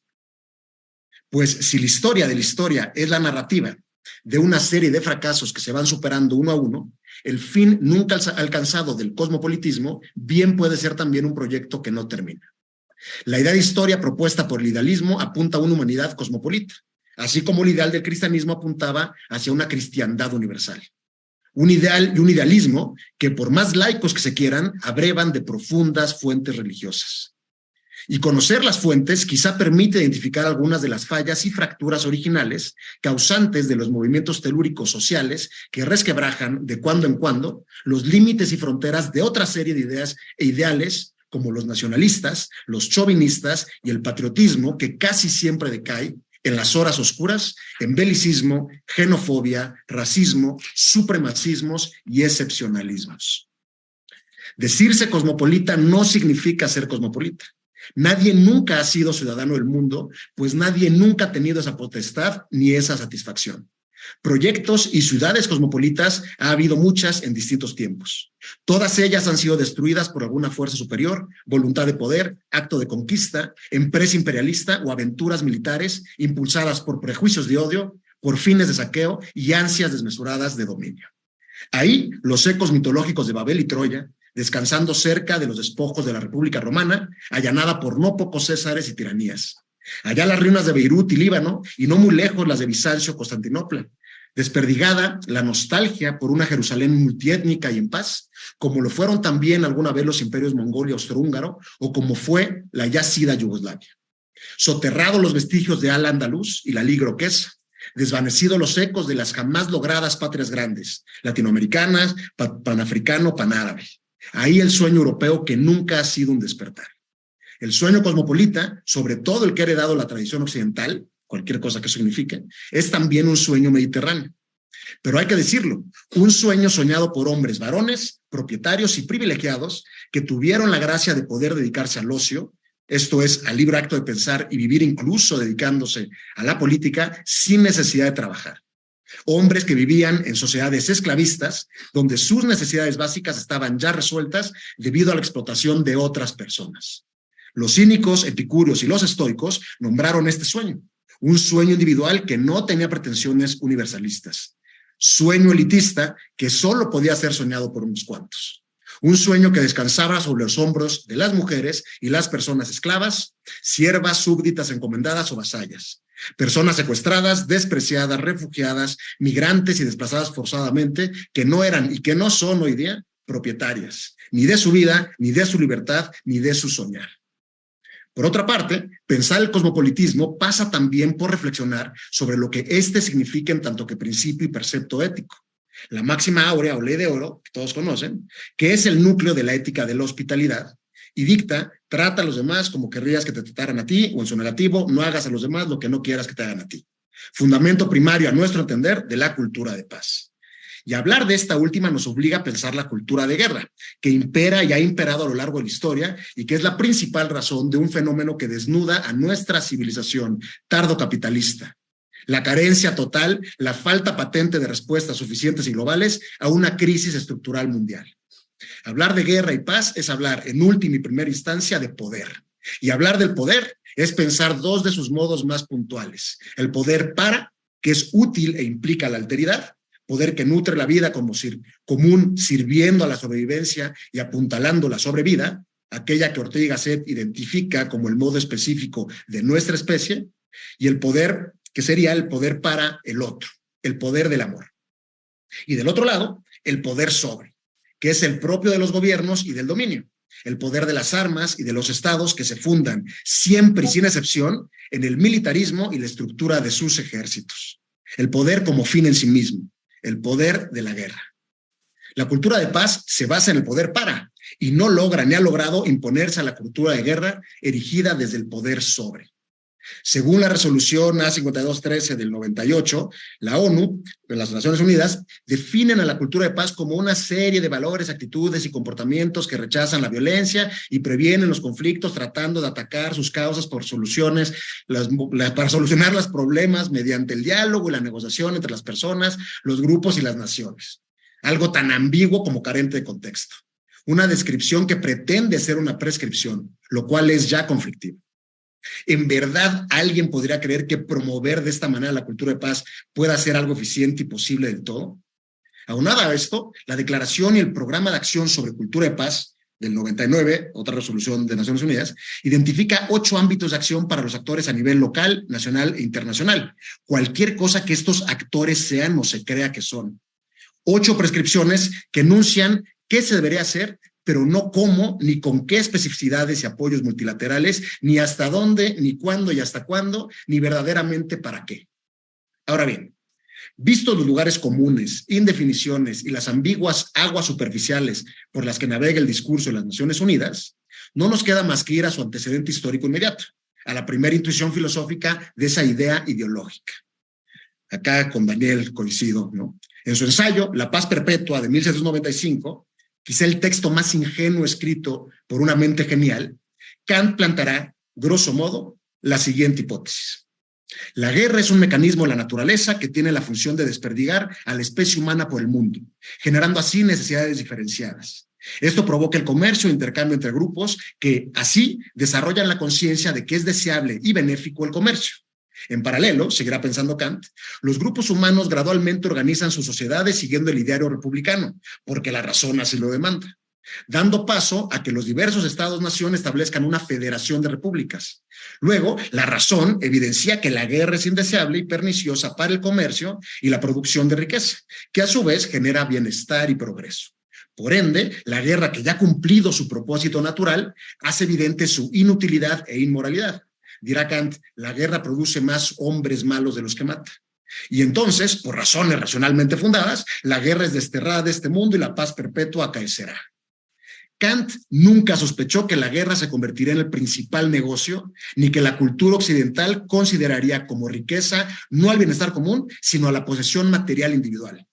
Pobre Kant y pobres de nosotros. Por último, una propuesta que es a su vez una sentencia. No se puede ser cosmopolita hoy sin antes reactualizar 2 luchas, la antimilitarista y la abolicionista. Hoy se usa el eufemismo trata de personas, para no decir esclavitud. Y según la Oficina contra las Drogas y el Delito de la ONU, existen hoy día identificadas 2.5 millones de personas víctimas de esta atrocidad. Calcula además esta misma oficina que por cada persona identificada hay otras 20 no registradas. Esto es, en el mundo de hoy hay más de 50 millones de personas esclavas, sobre todo niñas y mujeres, víctimas de trata de personas, pero sobre todo de esclavitud sexual.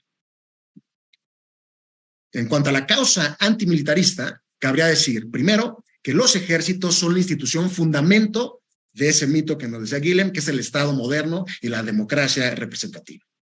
El ejército los funda. Y estos han sido creados por y para la guerra como instrumento de poder, nunca para la paz. Hablemos tan solo del ejército mexicano y su papel protagónico en todo tipo de tareas gubernamentales y estatales. Reflexionemos sobre el porqué de la omnipresencia y trascendencia de dicha institución a lo largo de la historia mexicana, escrita con armas y bordada sobre un manto de guerra sempiterna. Lo que se ve en la manera prolija que tenemos de nombrarla y adjetivarla. En la historia de México, tenemos la historia de conquista, del mixtón, de castas, de independencia, del yaqui, Apache México, Comanches México, navajos, guerras de rebeliones de provincias, de la intervención estadounidense, de reforma, de la segunda intervención francesa, de la revolución, que fue en realidad muchas guerras entre caciques, caudillos y facciones, la guerra cristera, la guerra sucia, la guerra contra el narcotráfico. México ha sido gobernado como Estado moderno casi el doble de tiempo por algún militar que por un civil. De Iturbide a Ávila Camacho se extiende la omnipotencia militar explícita. En México el ejército nunca ha dejado el poder y la guerra ha imperado siempre sobre la paz. A nivel global, pasa igual. La guerra es omnipresente y el poder se militariza. Tan solo decir que el gasto que se dedica a fines militares es inconmensurablemente superior a la inversión social, estatal o multilateral. Para la guerra ucrania, cientos de miles de millones de dólares en armamento. Para atender a los refugiados del mundo, para las personas afectadas por desastres naturales, para dar refugio a los millones de niños y niñas migrantes, para ellos no hay dinero ni voluntad. Hay arsenales nucleares capaces de borrar la vida sobre la Tierra incontables veces. Hay billonarios dueños del complejo industrial militar global frente a miles de millones de pobres que nada tienen. Es nuestra realidad. Los ejércitos y las guerras engullen la riqueza pública persiguiendo intereses privados. Sirven al poder y el poder sin contención no se sirve más que a sí mismo.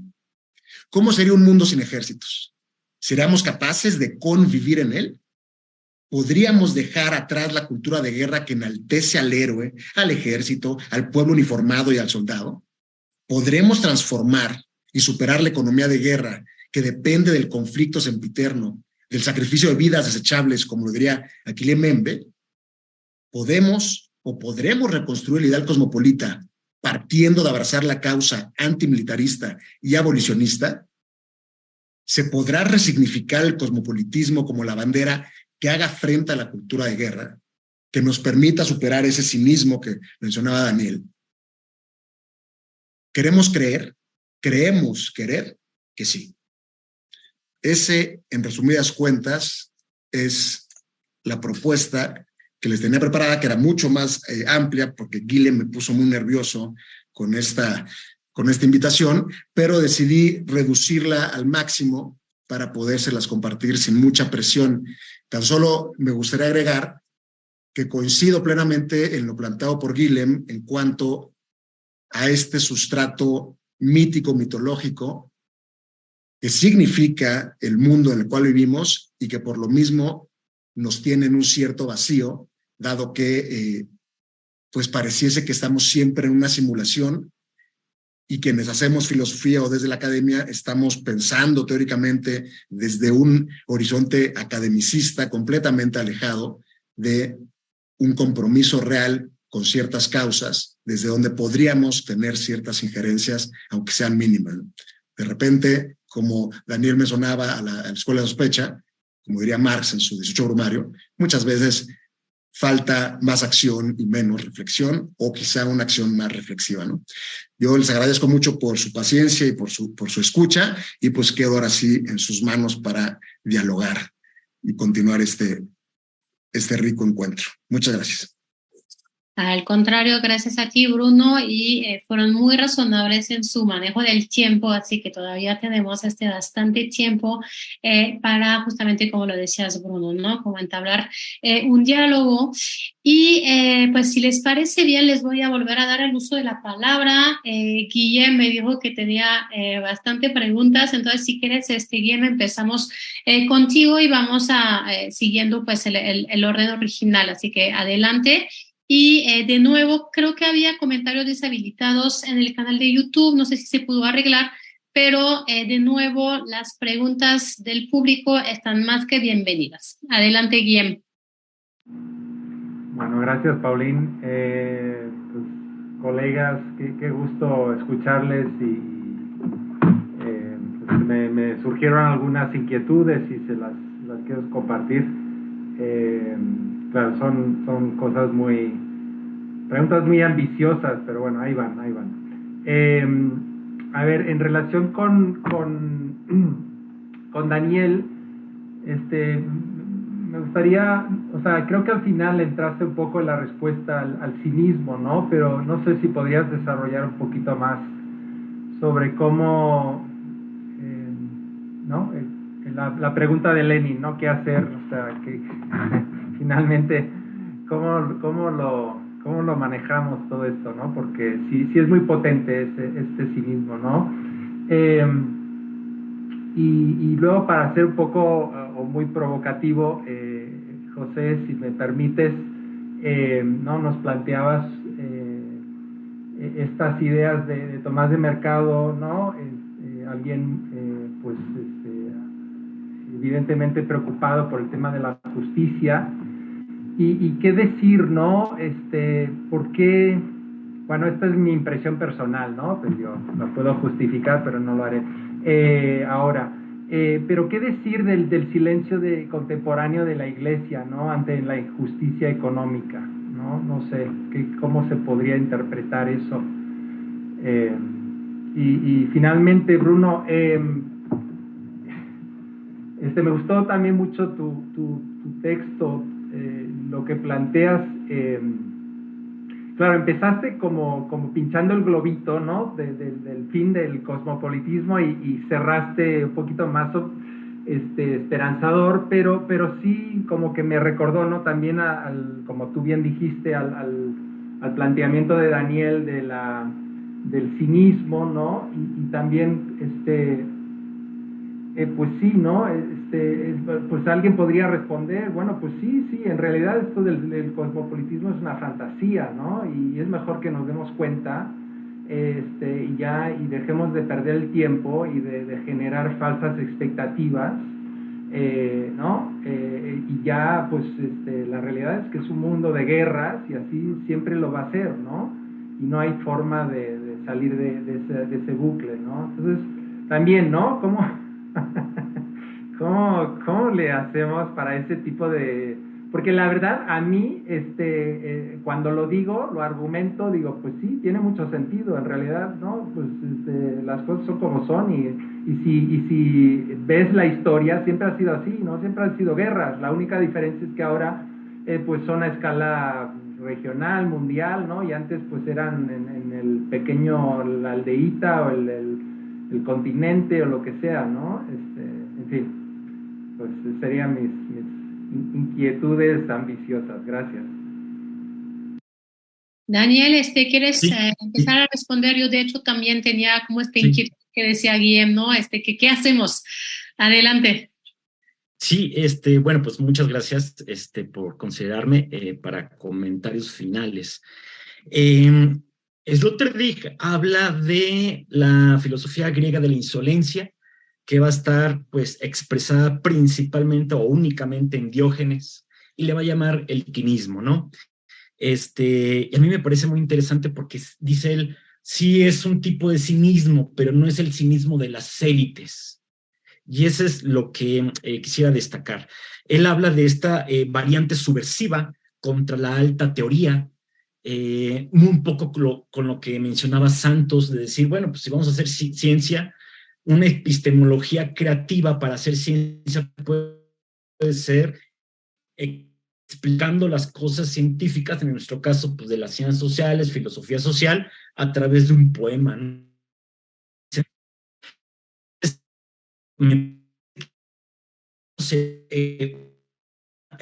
Sobre la alta teoría. Y también habla de esta tenemos dificultades para escucharte, Daniel. Por eso, que los lugares pues van a ser siempre las grandes. Ay, yo creo que es el internet. ¿Ya? ¿Me escuchan? Igual si quitas la imagen, no sé. Sí. A ver, si puedes retomar un poco lo que estabas diciendo, porque si nos perdimos pues casi todo. Okay. ¿Quieres apagar tu cámara? Igual y así te escuchamos mejor. Sí. Gracias. Listo. Bueno, desde el punto de vista de Sloterdijk, habla de la filosofía de la insolencia, le va a llamar quinismo, y esto es con base pues a la postura de Diógenes. Diógenes va a tener esta expresión de una variante subversiva contra la alta teoría, que es una pues encarnación práctica de una pantomima grotesca.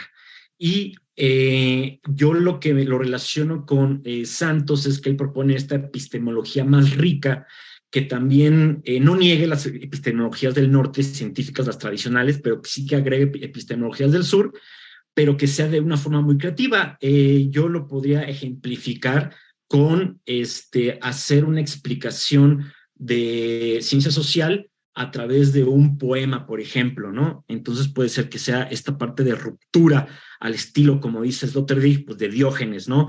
Que inaugura este diálogo no platónico, ¿no? Esta insolencia, que es decir lo que se vive, depende de las personas desvergonzadas para decir la verdad. Esta actitud desvergonzada también Sloterdijk la va a ejemplificar con ciertos autores, con ciertos pensadores. Yo lo ejemplificaría con obras de estos pensadores, y aquí las tengo algunas anotadas. Esta actitud de insolencia, de ser desvergonzado hacia la verdad, pues la han tenido Marx en su crítica a la religión, por ejemplo, la ha tenido Nietzsche, por ejemplo, en Así habló Zaratustra, el Anticristo, y también Sigmund Freud, que son los tres de la Escuela de la Sospecha, ¿no? Sigmund Freud en la obra de los 3 ensayos de la vida sexual. Entonces sí me parece que pues hay obras que nos pueden ejemplificar esta insolencia al estilo Diógenes, como nos explica Sloterdijk.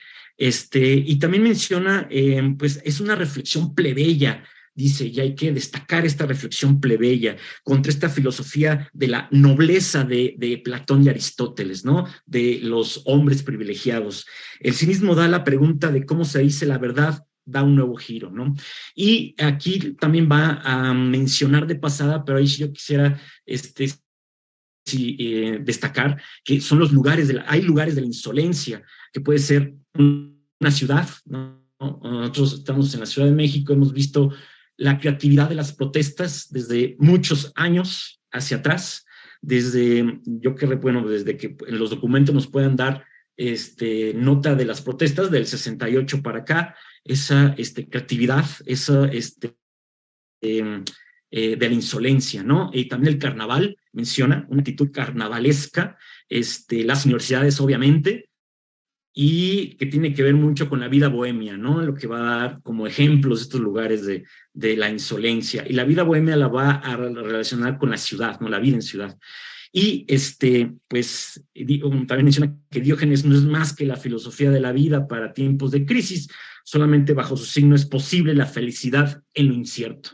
En este contexto, como mencioné, de la sociedad global del riesgo, que hay autores que han profundizado en eso, que es Beck, Luhmann, Giddens, pues menciona Sloterdijk de que la única forma de sobrevivir y estar más o menos mentalmente sanos, pues esta actitud de Diógenes, ¿no? Esta insolencia, esta parte, pues de llevarlo todo en broma, pero hacia la crítica, hacia las personas que están en este punto de privilegio y de dominación.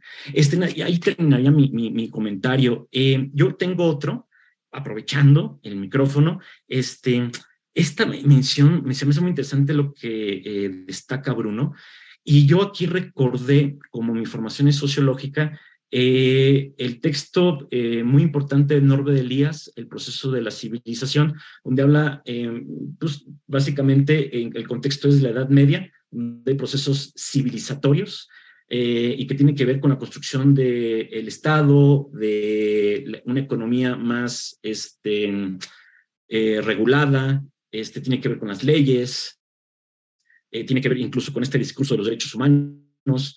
Él ejemplifica en Europa algunos 3 siglos aproximadamente, pero hay otros sociólogos más actuales de los años 70, 80, 90 que han corroborado esta tesis, y de hecho acaba de salir un texto de un arqueólogo e historiador que también corrobora, hace una especie de análisis macro, por lo menos de los datos. Ya saben todos nosotros que los datos empíricos los tiene más Europa y algunos países en Europa en específico, donde sí se pueden hacer estas líneas temporales, estas series temporales de ciertos fenómenos, y corrobora de que sí hay una tendencia hacia menos conflictos.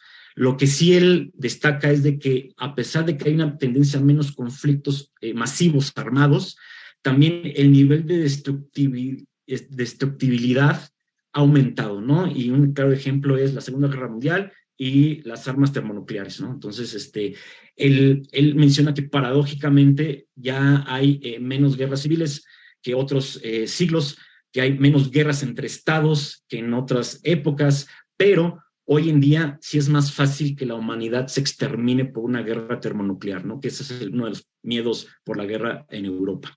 Y eso sería todo. Muchísimas gracias. Gracias a ti, Daniel. José, ¿te parece bien si sigues? Yo, de hecho, también aprovechando el micrófono, quería preguntarte, y creo que también se vincula con la ponencia de Bruno. Bueno, yo que de verdad no estaba familiarizada con el pensamiento de Tomás de Mercado, si él dijo algo sobre, pues, precisamente la esclavitud, sobre la trata, y también pues en estas relaciones asimétricas entre la metrópoli y la colonia, ¿no? Desde esta idea desde esta reflexión de una suerte de guía moral y, como decías, incluso legal, ¿no? De la economía. Gracias. Adelante. Yo creo que es muy, muy pertinente tu pregunta, porque efectivamente en su suma sobre datos y contratos está integrada por 4 partes originalmente, ¿no? Que son los contratos, después viene los cambios, la usura y finalmente la restitución, ¿no? Que es la parte como las consecuencias legales, ¿no? Que traería cada falta. Y en la parte de los contratos incluye precisamente un tema sobre la trata de negros. O sea, hay todo un apartado que habla sobre la trata de negros porque era un mercado, propiamente dicho, pero él es decir, no a manera como de regulación, sino simplemente de decir que es no solamente ilegal, sino una cuestión antropológicamente inmoral, ¿no? Entonces sí, está abordado, ¿no? Desde el punto, porque obviamente dentro de los principios, o sea, el principio fundante de su teoría comercial es la ley natural, que le da igualdad, dignidad a todos los seres humanos, ¿no? Por el uso de la razón. Y la otra cuestión que comentabas también era la relación entre la capital y la periferia, no el centro y la periferia, que también está marcado. De hecho, sobre todo es relevante cuando habla de los cambios de divisas y también del tráfico de mercancías. Él dice que es ilegal, bueno, que no ilegal, sino que, pues sí, o sea, que va en contra de ese principio de la justicia, sobrepreciar los bienes porque transiten entre las colonias, entre la Nueva España y la península. Por ejemplo, ¿no? Era excesivo, no solamente, al parecer, o sea, por lo que él relata, no solamente en el sentido del centro a la periferia, sino también en el sentido contrario, ¿no? O sea, el encarecimiento de los bienes es ilegítimo porque al final de cuentas el riesgo, que es lo que normalmente aducen los comerciantes, es algo que corren los dos, o sea, tanto el productor en un lado como como el consumidor en el otro polo.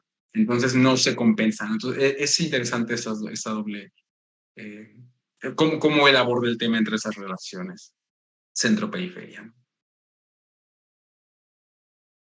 También había una pregunta de Guillem. Ah, perdón. No quiso bajar.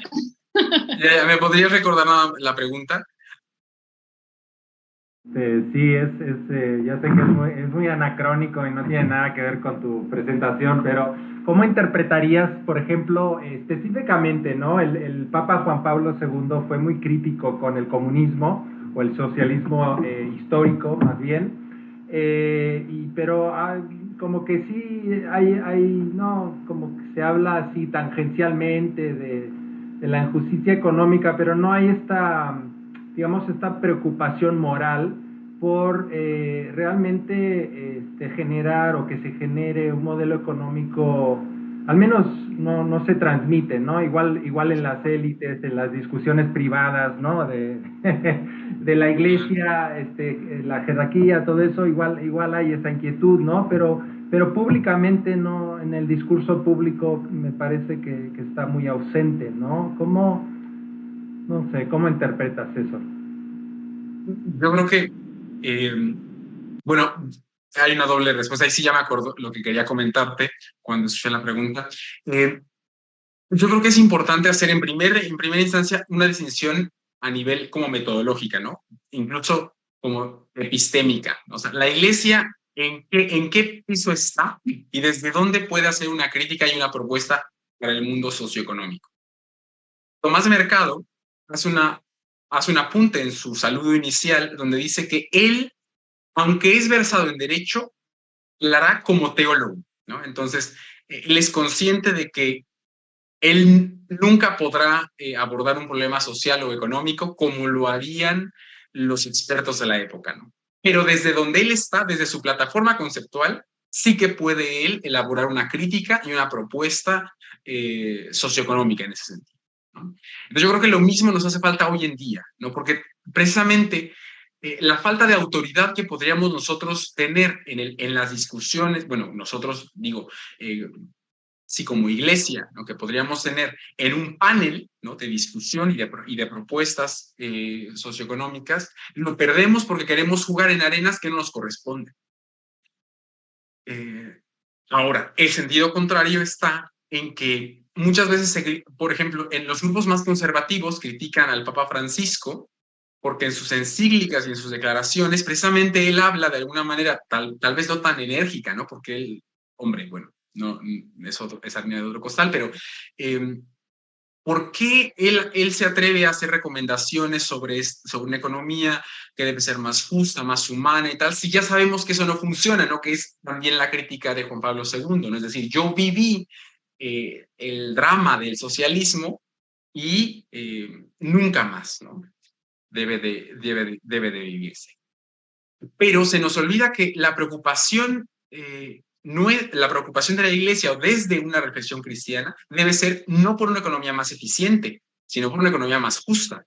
Entonces, mientras nosotros no tengamos claro qué es lo que estamos defendiendo, qué es lo que estamos buscando, y que también no tengamos una claridad sobre cuáles son nuestras categorías para discutir, para entrar a discutir, nunca vamos a lograr una voz, no que sea una, ¿no? Porque puede haber muchas voces, ¿no? Distintas, pero no podremos llegar a tener un impacto real en la generación de políticas o en la modificación de las políticas que actualmente existen. Muchísimas gracias. Bruno, sí, también puedo hacer una pregunta. Me llamó la atención y aprovechando también tu expertise en materia de arte, si encontrabas una vinculación precisamente entre este pensamiento cosmopolita y el arte, y si el arte pues tal vez podía ser como, entre comillas, la última esperanza, ¿no? de este pensamiento común. Pero bueno, si quieres empezar con la de Guillem. No, quizá empiezo contigo Sí, con bueno. tu pregunta, porque además nos ayuda a Guilhem y a mí para hacer un anuncio, porque el próximo martes a las 13 horas, en el seminario permanente de la Cátedra de Guilhem, estaremos hablando de derechos humanos en las artes, que es justamente la vocación de la Cátedra Nelson Mandela, Derechos Humanos en las Artes, y justamente dedicaremos todo ese espacio a pensar, reflexionar y señalar lo que el arte como artivismo ha hecho a lo largo de la historia para no solamente denunciar las injusticias, sino para incluso promover y construir otros modos de estar en el mundo, otras formas de relacionarnos y para combatir el poder, ¿no? El poder sobre, desde el poder para, que el arte siempre tiene esa utilidad, pero también no hay que olvidar que el arte y el poder tienen una relación muy contradictoria, ¿no? A veces el arte sirve también para justificar al poder y al sometimiento y para la aculturación y para la colonización, el extractivismo, etcétera, ¿no? Pero yo creo que sí, Paulín, yo creo que el arte efectivamente es uno de los vehículos y una de las actividades desde donde más se está haciendo cuando pensamos a la sociedad civil y a las personas individuales con agencia política, ¿no? Muchas veces se logra más con un performance artístico, por ejemplo, el de las tesis contra el patriarcado, contra el machismo, la misoginia y la violencia feminicida, que 89,000 discursos y artículos académicos y ponencias y congresos sobre feminicidios y violencia de género, ¿no? Entonces yo creo, y ahí coincidiría contigo, el arte siempre puede ser como una de las últimas trincheras de la resistencia, que además es una resistencia creativa y propositiva, no solamente es caer en este cinismo o en esta crítica completamente sin compromiso que muchas veces se da desde la academia, ¿no? Entonces yo creo que ahí, pues te invito, Paulina, a que nos escuches, a que nos das el martes en esta conferencia y diálogo que tendremos Guilhem y yo.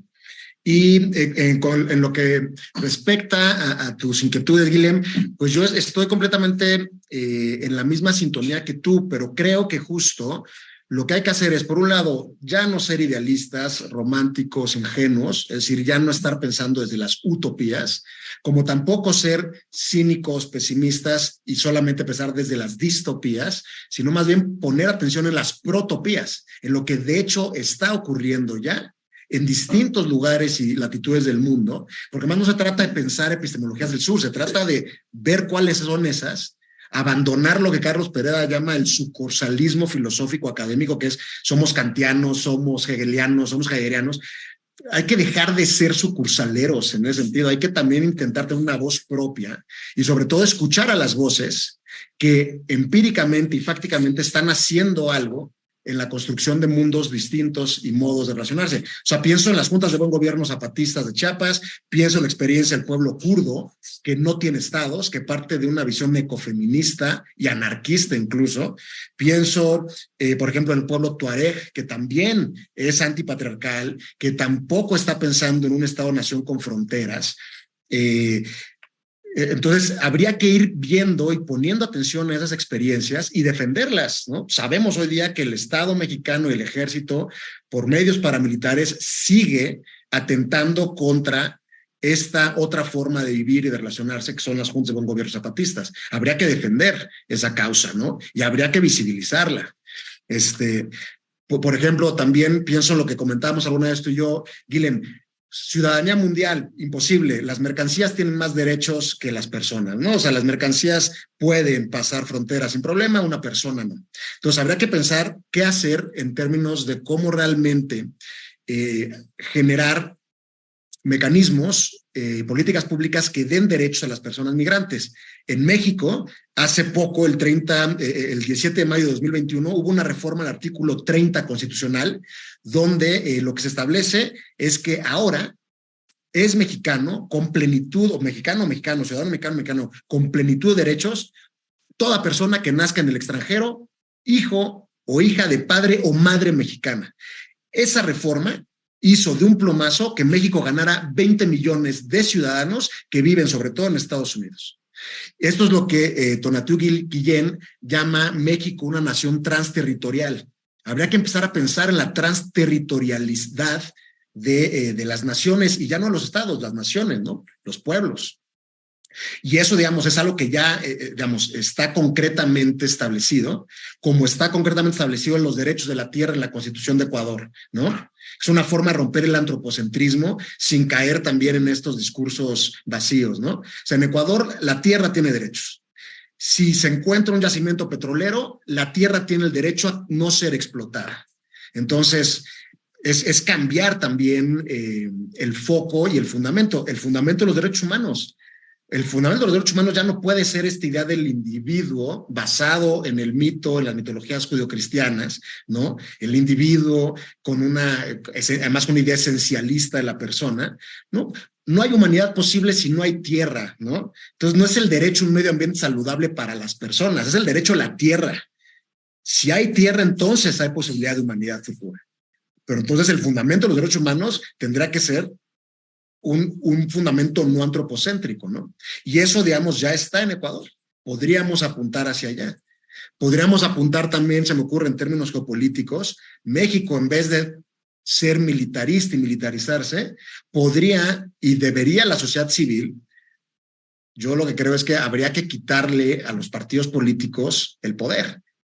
No vivimos en una democracia, vivimos en una partidocracia, oligárquica además. En ese sentido coincido con Daniel, y no creo que ni siquiera hay que ser plebeyos, ¿no? Más bien yo creo que hay que, en ese sentido, sí hay que ser cínicos, sí hay que ser insolentes, y hay que quitarle a esas instituciones políticas pues el poder, porque ellos solamente están buscando el poder por el poder. México podría ahorita intentar ser también, como otros países latinoamericanos, agentes que impulsen que América Latina ya no solamente sea la única región en el mundo por el Tratado de Tlatelolco que está desnuclearizada, sino que fuese una región desmilitarizada, aprovechando que en América Latina está el único país que no tiene ejército, que es Costa Rica. Se podría intentar hacer eso, pero nadie lo intenta, ni siquiera está en los planes de desarrollo nacional, ¿no? Ni siquiera está en el discurso de las y los políticos. Como tampoco está, y acá yo lo dejaría, y ahí creo, Guilhem, que también es un área donde deberíamos estar pensando, que es el interior superior de las infancias. Supuestamente todos los países tienen ese precepto como obligatorio. Todas las políticas públicas deberían de estar diseñadas pensando primero en el interés superior de las infancias. Eso no ocurre, y una de las formas en las que podría empezar a ocurrir es que el Estado mexicano de verdad persiga a la pornografía infantil y al turismo sexual infantil, que México es el primer productor, consumidor y lugar de atracción de turistas con esos fines. ¿Dónde están las instituciones gubernamentales que están efectivamente combatiendo eso? Desde la sociedad civil yo creo que eso podríamos exigir, ¿no? Dejar de pensar en estos grandes proyectos, en estas grandes ideas, idealismos, y también abandonar el no se puede hacer nada y empezar puntualmente por estas vías que creo o pretendo haber señalado. Y bueno, simplemente agradecer la oportunidad de dejarme acá expresar algunas cuantas ideas. Buenísimo, pues Guillem, te va a tocar como las palabras de conclusión, y usando del micrófono también, pues yo te quería preguntar igual un par de cosas, que bueno, es un tema que ya empezamos a platicar un poco tú y yo, pero sobre este concepto amplio de religión, que parece pues sí, muy interesante, muy sugerente, pero preguntarte si a la vez no diluye pues lo que serían como las características de las religiones institucionales o institucionalizadas, no sé, los conceptos de dogma, de disciplina, de culto, de iniciación, incluso o tal vez sobre todo de profano sacro, ¿no? ¿Cómo lo podemos pensar eso desde los derechos humanos? Y si los derechos humanos, tal vez, pues a diferencia de estas religiones tradicionales, no sería como una especie de metarreligión que permite la inclusión de estas narrativas, ¿no? Algo que no necesariamente sucede con estas religiones tradicionales, y tal vez aquí pues hay una diferencia que, bueno, a mí me parece importante, ¿no? De reflexionar. Y si también entender esta idea de derechos humanos como un mito, una religión o religiosidad, pues si no abona también en su incumplimiento, ¿no? Empezabas la ponencia diciendo que pues tal vez hoy en día el principal problema de los derechos humanos es su incumplimiento, y también era lo que decía ahora Bruno, pero si lo conceptualizamos como un mito, pues si eso no ahonda, ¿no?, en esta problemática. Todo tuyo el micrófono, Guillem. Gracias, Colin. Sí, empezaré por la última. La verdad es que, tendríamos que distinguir, ¿no?, entre el discurso público y estratégico y luego el discurso analítico, ¿no? Yo creo que no, como que no necesariamente tienen que coincidir, ¿no? Cómo estudias un fenómeno y cómo posicionas un tema estratégicamente en la agenda pública o cómo promueves políticas públicas en torno a ese tema, ¿no? Porque eso es más político y el otro es más, digamos, filosófico / científico, ¿no? Entonces, y yo en mi caracterización de los derechos humanos como religión no es un discurso político, no es un discurso analítico. Entonces, claro, y tenemos otros ejemplos, ¿no? Por ejemplo, a nivel analítico, la utopía es un concepto muy estudiado recientemente, ¿no? Y en cambio, a nivel político es un concepto completamente desacreditado, ¿no? Entonces, bueno, yo claro, creo que ahí hay una distinción importante. Y luego también, o sea, mencionas el tema de los derechos humanos como metarreligión inclusiva. Claro, ahí pues sí, pues bueno, puede ser inclusiva, pero ¿hasta qué punto, no? Porque pues si, como cualquier religión, o sea, el catolicismo también es muy inclusivo hasta cierto punto, ¿no? La religión civil es muy inclusiva hasta cierto punto, ¿no? Entonces siempre, o sea, cualquier religión, ahí siempre está ese debate de cuáles son las líneas rojas, ¿no? Y qué tanto te abres y aceptas, ¿no? Gente pues que cree en otras cosas, y hasta qué punto, ¿no? Entonces yo creo que eso es otra vez un tema empírico, ¿no? Que hay que estudiar y ver si realmente en la práctica, ¿no? Porque en el concepto los derechos humanos podríamos pensarlo, ¿no?, que algo completamente abierto, ¿no? Pero en la práctica yo creo que tampoco es así, ¿no? Porque no se va, pues no se va a permitir, ¿no? Pues creencias que contradigan abiertamente a la dignidad humana, etcétera, ¿no? Entonces, bien, y luego el tema de si estamos diluyendo el concepto de religión, yo creo que no. Yo creo que lo estamos... yo no estoy inventando nada, ya lo dije, ¿no? Este es un concepto clásico, ¿no? De Durkheim, de Feuerbach, de otros, ¿no?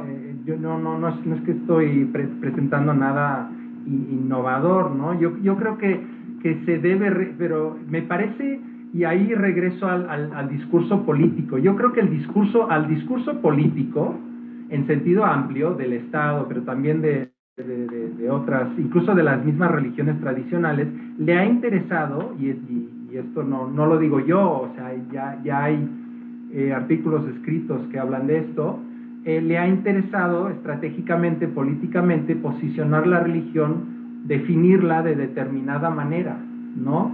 Precisamente para ¿no?, mostrarse como el Estado laico mexicano, como una cosa, ¿no?, por encima de los sectarismos, ¿no?, cuando el Estado es lo más sectario que puede haber, ¿no?, y excluyente, y lo vemos con el tema migratorio, socioeconómico, etcétera, etcétera, ¿no? Entonces, ahí yo creo que lo que estamos haciendo con una definición formal es recuperar el concepto y despolitizarlo para uso pues analítico, que sea útil, ¿no? Y que nos permita efectivamente, porque finalmente la ciencia lo que te permite es analizar diferentes fenómenos sociales, ¿no?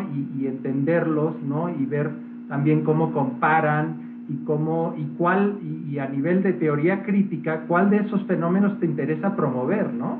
Y entonces, ¿qué es lo que nos interesa promover? ¿La religión civil o la religión de derechos humanos, ¿no? Por ejemplo. ¿Va? Entonces, claro, ahí ya estamos entrando en un tema político, ¿no? Pero para poder entrar en un tema político de manera, al menos desde las ciencias sociales, de manera productiva, tenemos que tener claro el marco analítico.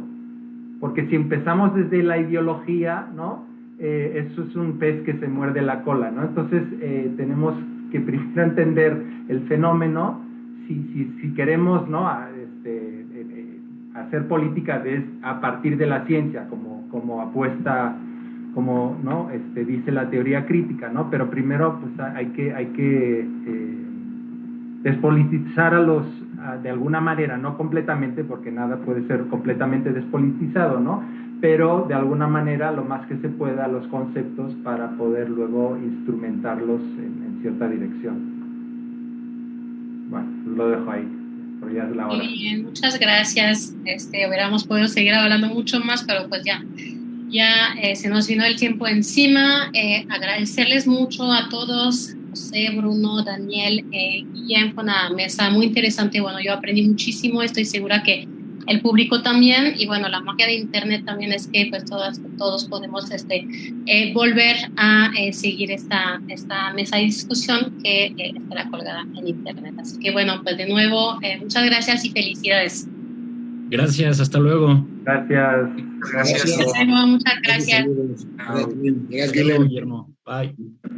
Nos vemos el martes, Guillermo.